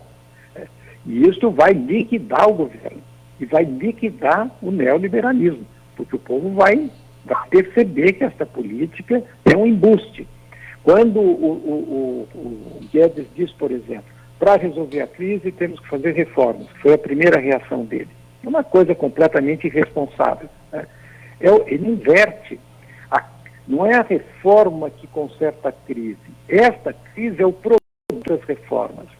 O brasileiro tem que lembrar que eles falaram, desde ali da Dilma, quando ela começa o ajuste, a ideia é o ajuste ortodoxo, as reformas vão recuperar o crescimento. Já faz 6 anos isso. O nosso nível de atividade no final de 2009 era 3% inferior ao início da crise. 5 anos de reforma, não veio nenhum crescimento, veio a maior crise da história brasileira. Então eu tenho pleno acordo com você. A realidade vai se impor, mas é preciso que a esquerda apresente uma outra alternativa, né? Que a esquerda dispute o futuro, tem ousadia de colocar na ordem do dia a necessidade de romper pela raiz com o neoliberalismo, para a gente poder organizar o país de uma outra maneira para os 99% de brasileiros e principalmente para aqueles brasileiros que sofrem o trauma da segregação social, que é a maior chaga que nós temos no Brasil. É uma situação importante, porém a minha dúvida é a seguinte, Plínio. Como você vê a oposição que é antiliberal, ela está à altura do momento que estamos vivendo? Eu tenho certeza que não, né? Vamos ver, por exemplo, aquela manifestação que o Bolsonaro convocou para o dia 15 de março, né? E que foi uma irresponsabilidade completa, foi um fiasco, porque aqui em São Paulo não foi praticamente ninguém, né? Mas os que foram protestaram contra quem? Protestaram contra o Rodrigo Maia. Ou seja, o governo identifica que quem incomoda ele é o Rodrigo Maia, não a esquerda, né? Porque a esquerda da ordem, ela está capturada e capitaneada pelo PT, e a política do PT é deixar o Bolsonaro sangrar. O problema nosso é que o Bolsonaro não pode sangrar até 2022, porque acaba o país, ele tem que sair antes disso. Bom, então nós precisamos de uma esquerda que enfrente os problemas já, porque os problemas são emergenciais. E essa esquerda, na crise, morre o velho, nasce o novo. Quem mata o velho tem o direito de construir o novo. Nós temos que ter uma esquerda que mate o neoliberalismo e que apresente uma alternativa de organização do país. Para isso, nós temos que ter uma solução para a crise, que não pode ser intervenção militar, que é esse desastre que nós estamos vendo com o Bolsonaro. Tem que ser uma intervenção popular. E nós temos que ter uma solução para a crise econômica, que não pode ser o posto Ipiranga, que vende gasolina adulterada. Então, nós temos que ter um programa econômico. E esse programa é claro, ele é ditado pelos problemas concretos. O problema concreto agora é enfrentar a epidemia de coronavírus, reforçar o SUS. O Bolsonaro, eu li nos documentos do SUS, e você tem toda a razão em enaltecer o SUS, porque a crise aqui só não será pior por causa do SUS. Eu li os estudiosos do SUS, eles falaram que o governo Bolsonaro já retirou do SUS 20 bilhões de reais, né, desde que ele entrou. Agora o ministro pede para repor 5. Bom, mas ainda está muito aquém. E o problema não é repor os 20 que ele tirou. O problema é reforçar o SUS. Então, nós, digamos, temos que ter uma política de frente de emprego, uma política de transferência de renda para as pessoas que estão sem emprego nenhum, para enfrentar os problemas concretos, que é o problema da coronavírus, é o problema do desemprego, é o problema da falta de renda. Então, eu acho que tal a gente fica na agenda neoliberal, e na agenda neoliberal que se pode discutir se vai ser pior ou um pouco menos pior para o povo. E é isto que tem que mudar. O Plínio, os partidos de oposição com representação lá na Câmara, na semana passada, o PT, PSOL, PSB, Rede, PCdoB e PDT, eles divulgaram um programa emergencial para o enfrentamento da crise. Você teve a oportunidade de dar uma lida nisso? Não, eu li uma nota que a direção do PSOL fez na semana passada, que é uma nota muito ruim, porque no fundo é uma nota reativa ao Guedes. Então é mais ou menos assim, o Guedes diz, tem que fazer reforma, e aí a notinha diz, não tem que fazer reforma. Mas o problema agora não é discutir se tem ou não que fazer psicanálise. O problema agora é pôr o cidadão que chegou na UTI e ver se ele não morre. É um problema emergencial. Eu acho que as mudanças devem ser muito, muito profundas. Tem que ser uma mudança de paradigma. E para isso nós temos que ter, digamos, uma verdadeira revolução ideológica na esquerda. Nós temos que disputar o futuro. Esse programa me pareceu um esforço no meio de um deserto de ideias que eu acho que há muito tempo caracteriza a esquerda, tanto a esquerda que se ilude aí com o liberalismo, como a esquerda que muitas vezes coloca como objetivo principal o rompimento do Brasil com o capitalismo internacional. Eu acho que esses dois caminhos são muito perigosos. E, de alguma maneira, foi um esforço, eu acho que, de unificar posições aí de partidos que têm natureza distinta, né? O PT, PSOL, PSB, Rede, PCdoB, PDT. Ou seja, é muito heterogêneo também essa turma. Eu compreendo o esforço que foi feito. Agora, uma coisa que eu registro é isso, não houve impacto nenhum, sequer os próprios partidos tiveram interesse em divulgar, agitar essas medidas que estão lá defendidas e que são muito distintas desse rumo aí que o Paulo Guedes e o Bolsonaro querem dar para a crise. Então, nesse sentido, eu chamo a atenção que existe uma avenida aberta, mas me parece que a esquerda está muito pouco bem preparada para aproveitar isso. Essa é uma outra dimensão da nossa crise. Existe uma falta de credibilidade em relação ao que a população reconhece como esquerda, Plínio? Eu acho que sim. Eu acho que existe uma descrença geral na esquerda, uma crise profunda da democracia, que no Brasil é uma crise da nova república. E essa crise, Paulo, eu acho que ela tem uma razão de ser. Porque a nova república, a Constituição de 88, ela se apresentou como uma Constituição cidadã. Ela prometeu para o povo brasileiro um estado de bem-estar social. Ele prometeu a Suécia, mas ele entregou para 85%, 90% do povo brasileiro o Haiti. Então, eu acho que é absolutamente compreensível que o povo tenha um descrédito, porque o povo teve muita paciência, esperou décadas, mas não veio o país melhor organizado. Então, isso é uma crise. Como é que a gente sai disso? O Bolsonaro resolve isso dizendo, olha, vamos fazer democracia zero, vamos fazer um governo totalitário. Né? Se o problema é a democracia, a gente acaba com a democracia.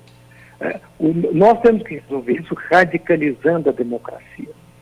Ou seja, enfrentando os problemas reais que impediram que essa Constituição entregasse aquilo que ela prometeu. E esse problema é a segregação social. Então, nós temos que ter um programa para fazer a reforma agrária, para fazer a reforma urbana, para inverter completamente o critério de prioridades do orçamento público, que deve ficar a favor, né, colocando, digamos, as necessidades concretas do povo na frente das necessidades concretas dos bancos e da dívida pública. Né? Então, eu acho que são essas as mudanças que devem ser feitas. O Guimarães Rosa diz que toda ação principia por meio de uma palavra pensada. Daí a importância, por exemplo, de um programa que nem o teu. Nós temos que ter uma reflexão. E você tem toda a razão, o debate da esquerda é um debate muito pobre. Mas nós podemos aproveitar o trauma que nós estamos sofrendo agora. O fato que nós vamos ficar aqui confinados, né, se tudo correr bem, mais ou menos 2, 3 meses, para fazer conversa boa, instaurar um debate que vai à raiz do problema. Não esse debate codificado que pode falar isso, não pode falar aquilo. Um debate onde se possa falar tudo, para a gente ver como é que reorganiza o país. Porque isso é que tem que ser a esquerda. Tem que ser o partido das mudanças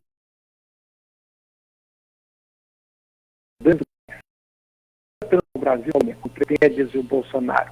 Mas para resolver os problemas históricos do Brasil, que é basicamente a desigualdade social extrema, o racismo, o machismo estrutural. Eu acho que é isso que está posto. E para isto, Paulo, eu acho que o primeiro passo é tirar o Bolsonaro e toda essa canarilha do governo. Aliás, ontem os deputados do PSOL entraram com a Fernanda Mertione, o David Miranda e a Sânia Bonfim, com um pedido de impeachment contra o presidente Bolsonaro. Foi ótimo você tocar nesse assunto, Plínio, pelo seguinte, essa iniciativa foi acompanhada também de uma nota política da direção nacional do PSOL, não autorizando essa iniciativa. Como é que você viu isso? Eu lamento muito, porque que a direção do PSOL tenha feito uma nota desse teor. Não sei a favor de que interesse eles fizeram.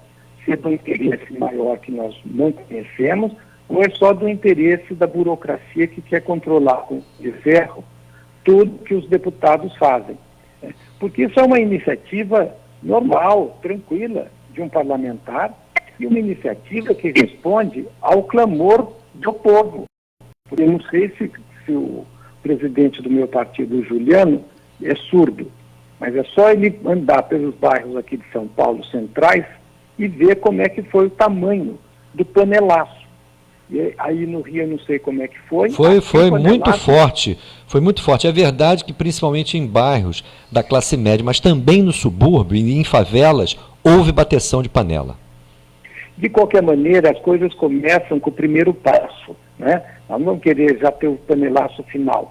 Agora, nós não podemos... Por que tem crise na política? Porque os representantes se desconectam completamente da população e da base do partido. Mas eu garanto para você, Paulo, que na base do PSOL, os deputados do impeachment devem ter uma aprovação de mais ou menos 90%, 95%. É só a burocracia que ficou chateada, não sei por quê, provavelmente porque estão na política do PT, que é, no fundo, uma política de fica Bolsonaro, que nesta conjuntura que nós estamos vivendo é uma política absolutamente irresponsável, porque nós temos que derrubar o Bolsonaro para enfrentar o coronavírus e para enfrentar a crise, porque ele é hoje o principal problema do país. Plínio, te agradeço muito. Por mim, ficaria conversando com você mais tempo aqui, mas nós temos aqui uma agenda de entrevistas que a gente tem que respeitar e eu agradeço demais aí essa oportunidade de conversar novamente contigo. Muito obrigado, um abraço e se cuidem. Vamos todos nos cuidar. Eu brinco, ninguém dá a mão para ninguém, ninguém solta a mão de ninguém. É isso aí. É sempre uma alegria participar do teu programa, que eu sempre insisto em dizer, é uma luz na escuridão, mas quando está muito escuro, uma luz é muito importante para dar referência. Um abraço grande, Paulo, abraço aos ouvintes. Obrigado pelas palavras, Plínio. Conversamos aqui com o professor Plínio de Arruda, professor de Economia da Universidade de Campinas, a Unicamp, e vamos agora ao nosso último intervalo. Já já retornaremos com a reta final aqui do Faixa Livre. Rede Bandeirantes de Rádio. Estamos apresentando Faixa Livre. Por um Brasil mais forte, justo e transparente. A sociedade não aceita mais uma administração pública ineficiente e que a corrupção e a ilegalidade fazem parte do dia a dia dos jornais. O Brasil precisa de moralidade e profissionalismo, de servidores públicos éticos e competentes. Precisamos acabar com o clientelismo e a terceirização nos órgãos públicos. Não é justo que o Brasil seja administrado por alguém que não foi eleito e nem fez concurso público. Quem passa num concurso público tem intimidade e competência para ocupar esse espaço e ajudar a construir um Brasil melhor. São esses brasileiros os responsáveis pela defesa do interesse nacional, fiscalizando os agentes públicos e privados, elaborando políticas públicas e controlando o cumprimento da lei. Não podemos permitir o desmonte das carreiras de Estado em favor de interesses político-partidários. Valorizar o servidor concursado efetivo é preservar as liberdades democráticas e os direitos do cidadão. Movimento Nacional em Defesa do Estado Brasileiro.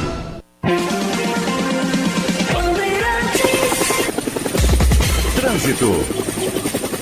Ouvintes da Bandeirantes, se encontra uma movimentação mais intensa pela Avenida Presidente Vargas, na altura da Central do Brasil, rumo a Candelária, e mais à frente, no acesso da pista lateral para a Avenida Rio Branco. Mas a maioria das vias da cidade do Rio é boa circulação, bastante reduzida, inclusive as pessoas seguindo uma série de determinações para evitar o contágio do novo coronavírus. Com isso, a cidade do Rio apresenta menor fluxo no dia de hoje. Para quem vai seguindo pela Zona Norte, também observo em boas condições na Avenida Marechal Rondon, praticamente em toda a rota em direção à Avenida Radial Oeste. O mesmo acontece pela Rua Teodoro da Silva, ou então Rua Maxwell, partindo da área de Vila Isabel, Grajaú e Andaraí. Mulher no volante, segurança constante. Mulheres recebem 3 vezes menos multas no trânsito. Hashtag tinha que ser mulher. Web Motors, pelo mês da mulher. Felipe Macom para a Rádio Bandeirantes, 1360 AM. Jornalismo Bandeirantes.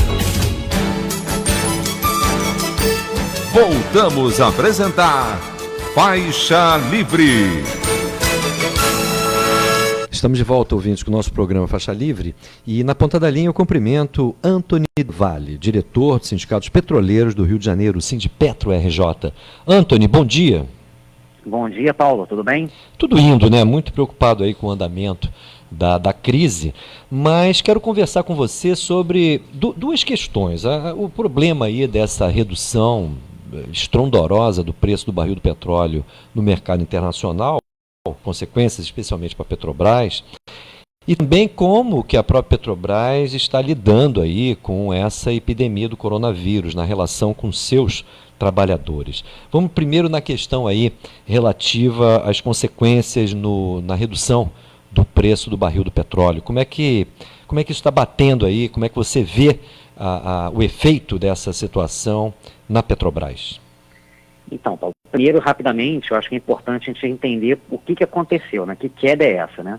Então, assim, bem rapidamente, relembrando, no dia 6 de março, houve um impasse na negociação na OPEC+, né? Que reúne os países da OPEC, exportadores de petróleo, encabeçados sobretudo pela Arábia Saudita, e alguns outros países, com destaque para a Rússia, que não são da OPEP, mas fizeram uma parceria durante alguns últimos anos aí, e vinham conseguindo, ao fazer cortes combinados da produção de petróleo, conseguiram manter os preços do petróleo, que antes estavam vindo, desde 2014, mais ou menos, em queda, conseguiram reverter parcialmente essa tendência anterior e tinham mantido o preço relativamente elevado. O que aconteceu? A Rússia, ela se negou a cortar mais, que era a proposta da Arábia Saudita, cortar mais ainda a produção. A Rússia se negou. Bem, por que negou? Há elementos ainda que, honestamente, mas alguns me parecem assim, que a gente consegue. O primeiro deles é o seguinte: o mercado mundial, a demanda, ela já vinha decrescendo, tá? Pela desaceleração da economia mundial, inclusive a própria economia chinesa, uma grande locomotiva hoje em dia, principal talvez, e se somou, e aí eu acho que foi o senso de oportunidade brilhante do Putin, que foi o seguinte: como teve, junto com isso, a questão do coronavírus, né, essa desaceleração, ela se acentuou significativamente. Então, já havia uma pressão por esses fatores para uma queda do preço do barril. Nesse contexto, e sabendo que o preço baixo, ele interessa aos produtores, sobretudo dos Estados Unidos, de petróleo e gás não convencional, que estão fazendo uma concorrência em nível mundial à Rússia, por exemplo, e que os Estados Unidos têm utilizado de um modo geopolítico contra a Rússia. Então, a Rússia, a meu ver, ela aproveitou esse momento para colocar essa carta na mesa e fazer concretamente baixar, porque a Arábia Saudita também falou que vai aumentar imensamente, para além, inclusive, da sua produção inicial, que são de 1.200.000 barris por dia, e ainda tem um desconto. Bem, isso, a meu ver, também tem relação com uma resposta, digamos assim, da própria Rússia às sanções que os Estados Unidos têm imposto ao gasoduto que liga, o Nord Stream 2, né, que liga a Sibéria à Alemanha. Aliás, um pesadelo do atlantismo, né, da OTAN, a aliança, uma aliança que possa, não existe ainda hoje, tá, mas que possa vir a surgir, unindo a Alemanha à Rússia. Isso é um pesadelo. Então, assim, só que o que acontece? Essas sanções não vão ter um peso gigantesco e, ao mesmo tempo, a Rússia está voltando contra isso e, a meu ver, toda essa questão está envolvida aí nessa questão da queda do preço do barril. Ou seja, a decisão do governo russo está muito relacionado à tentativa de alguma maneira, sufocar essa produção do shale gas lá nos Estados Unidos. A meu ver, é um dos fatores. De alguma maneira depende de um preço do barril do petróleo mais elevado, né? Para garantir. Exatamente, porque como as margens para a produção, eles precisam de uma cotação mais elevada para poder competir, né? O shale gas tem competitividade. Agora, e você chama atenção muito bem aí para esse momento político de fragilidade do capitalismo internacional e onde realmente existe essa paranoia aí de uma aproximação cada vez maior, não é? Não só da Alemanha, me parece, porque a Alemanha comanda a União Europeia, da Alemanha com o bloco sino-soviético, né? Porque o sino-russo, né? Sino-russo, pelo menos. Não é mais soviético. E isso realmente é uma preocupação.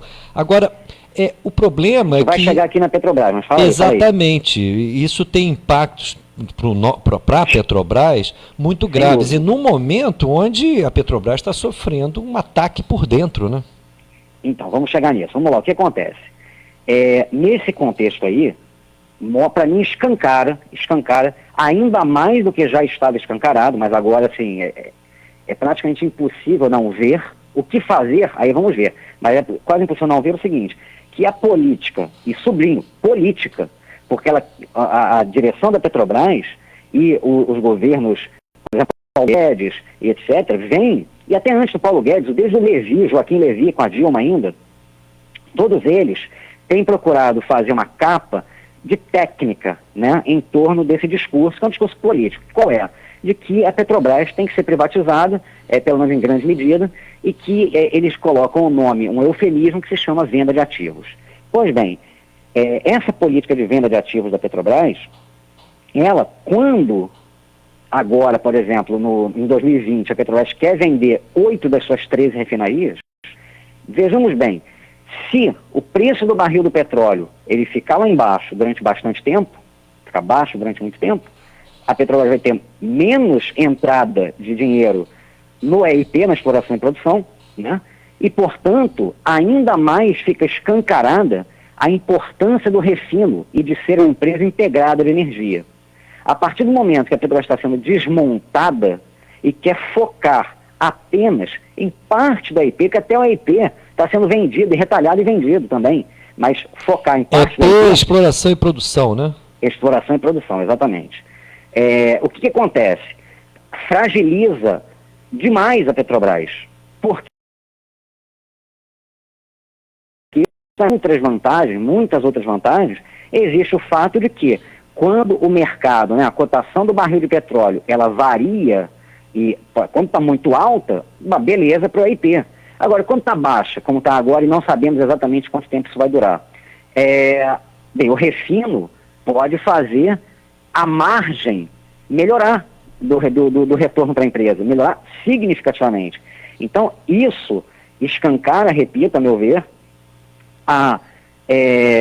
o crime, digamos assim, o crime que é essa política da Petrobras, da sua hierarquia privatista e tecnocrata, e que é, em última instância, uma política do imperialismo, a meu ver, uma política do imperialismo que é implementada pelos seus testas de ferro aqui, e que é a privatização, a retalhar a Petrobras, privatizá-la e, nesse momento específico, tem um foco grande na privatização das refinarias. 8 das 13 refinarias, eu repito. Isso mostra o absurdo dessa política. Por quê? Porque justamente no momento em que o preço está baixo e que as entradas no IP vão baixar muito, você vender as refinarias, então de onde vem a outra parte da receita? É um absurdo, a meu ver, completo, a olhos nus, né? Mas, repito, também tem todo um trabalho de comunicação para fazer uma capa, uma embalagem maravilhosa, linda, né? Linda para um cavalo de Troia, né? Mas é uma embalagem que quer mostrar que, isso aqui é uma decisão técnica, e olha, é a única coisa que pode fazer. E se fala da dívida da Petrobras sempre como uma situação pela qual não é incontornável, tem que vender ativos, quando não é verdade, até porque a dívida, ela pode servir, inclusive, quando foi contraída, em parte, em grande medida, para alavancar investimentos de outros negócios que gerariam também receita para a empresa. Então, você vender, inclusive, eu quero chamar a atenção para o seguinte, o último resultado financeiro da Petrobras, que foi fabuloso, o maior da história, e aí quis se vender na mídia mais diretamente mercantil, que olha como essa política privatista tem sido importante para a Petrobras, isso aqui é o acerto, etc., mas, na verdade, grande parte do que está contabilizado ali é justamente ativos vendidos. E aí, num primeiro momento, sim, isso te dá um retorno gigantesco, tem entradas fabulosas, mas e daqui a pouco? Você está vendendo, literalmente, como dizem, né, a galinha dos ovos de ouro. São ativos que geram caixa, né? Para o futuro não vai ter mais geração de caixa produzida pela venda desses ativos. Então você tem uma entrada gigantesca agora, que bonito, mas daqui a algum tempo não vai mais ter esses ativos.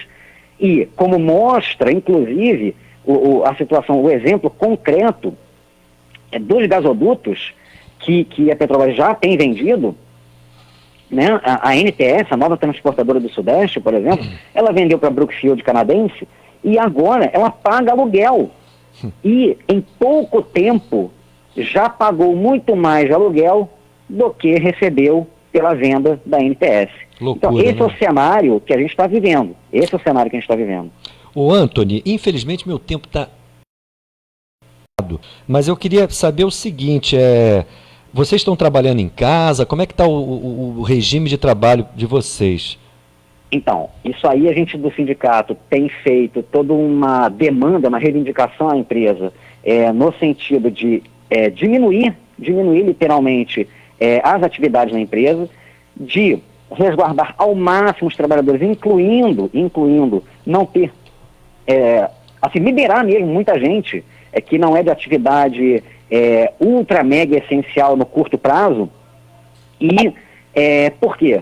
Porque mesmo o teletrabalho, lembremos que não é uma situação apenas da empresa, é uma situação geral dessa pandemia do coronavírus. Então, por exemplo, quem tem filho, e quem tem filho pequeno especialmente, as escolas estão fechadas.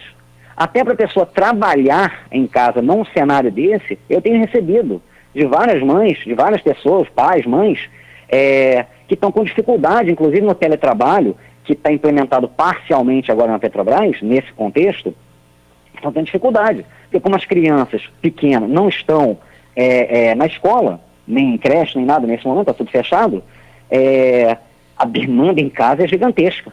gigantesca. Então, assim... É uma situação excepcional, né, Antônio? É uma situação excepcional. E aí a gente tem buscado, tem um comitê de crise relativa ao coronavírus instalado na Petrobras, o sindicato está demandando que participe, né, possa participar desse comitê. Nas plataformas, a gente está bastante preocupado também, porque é uma situação em que as pessoas ficam lá bastante Antônio, eu peço tempo. que você conclua, porque o operador de som aqui já está me patrulhando por... Eu entendo perfeitamente, Paulo. A ditadura do relógio. Deixar esse tema para um outro dia, para detalhar, não vai ser possível rapidamente agora. Legal, mas o que eu sublinho bem rápido é que o sindicato está tomando o máximo possível de reivindicações, de medidas. A empresa tem tomado parcialmente e a gente tem pressionado para que vá além. Esse é o resumo da ópera. Legal, Antônio. Muito obrigado por essa... E muito boa sorte aí, solidariedade a todos os trabalhadores da Petrobras. E a todos nós também. Valeu, Paulo. Um abração. Bem, conversamos aqui com o Antônio Devalle, diretor do Sindicato dos Petroleiros do Rio de Janeiro, Sindipetro RJ, e vamos encerrando aqui a nossa edição de hoje do Faixa Livre. Eu agradeço a audiência de vocês e amanhã, 8 horas da manhã, todo mundo de volta aqui e eu espero que todo mundo fique muito bem protegido em casa. Até lá.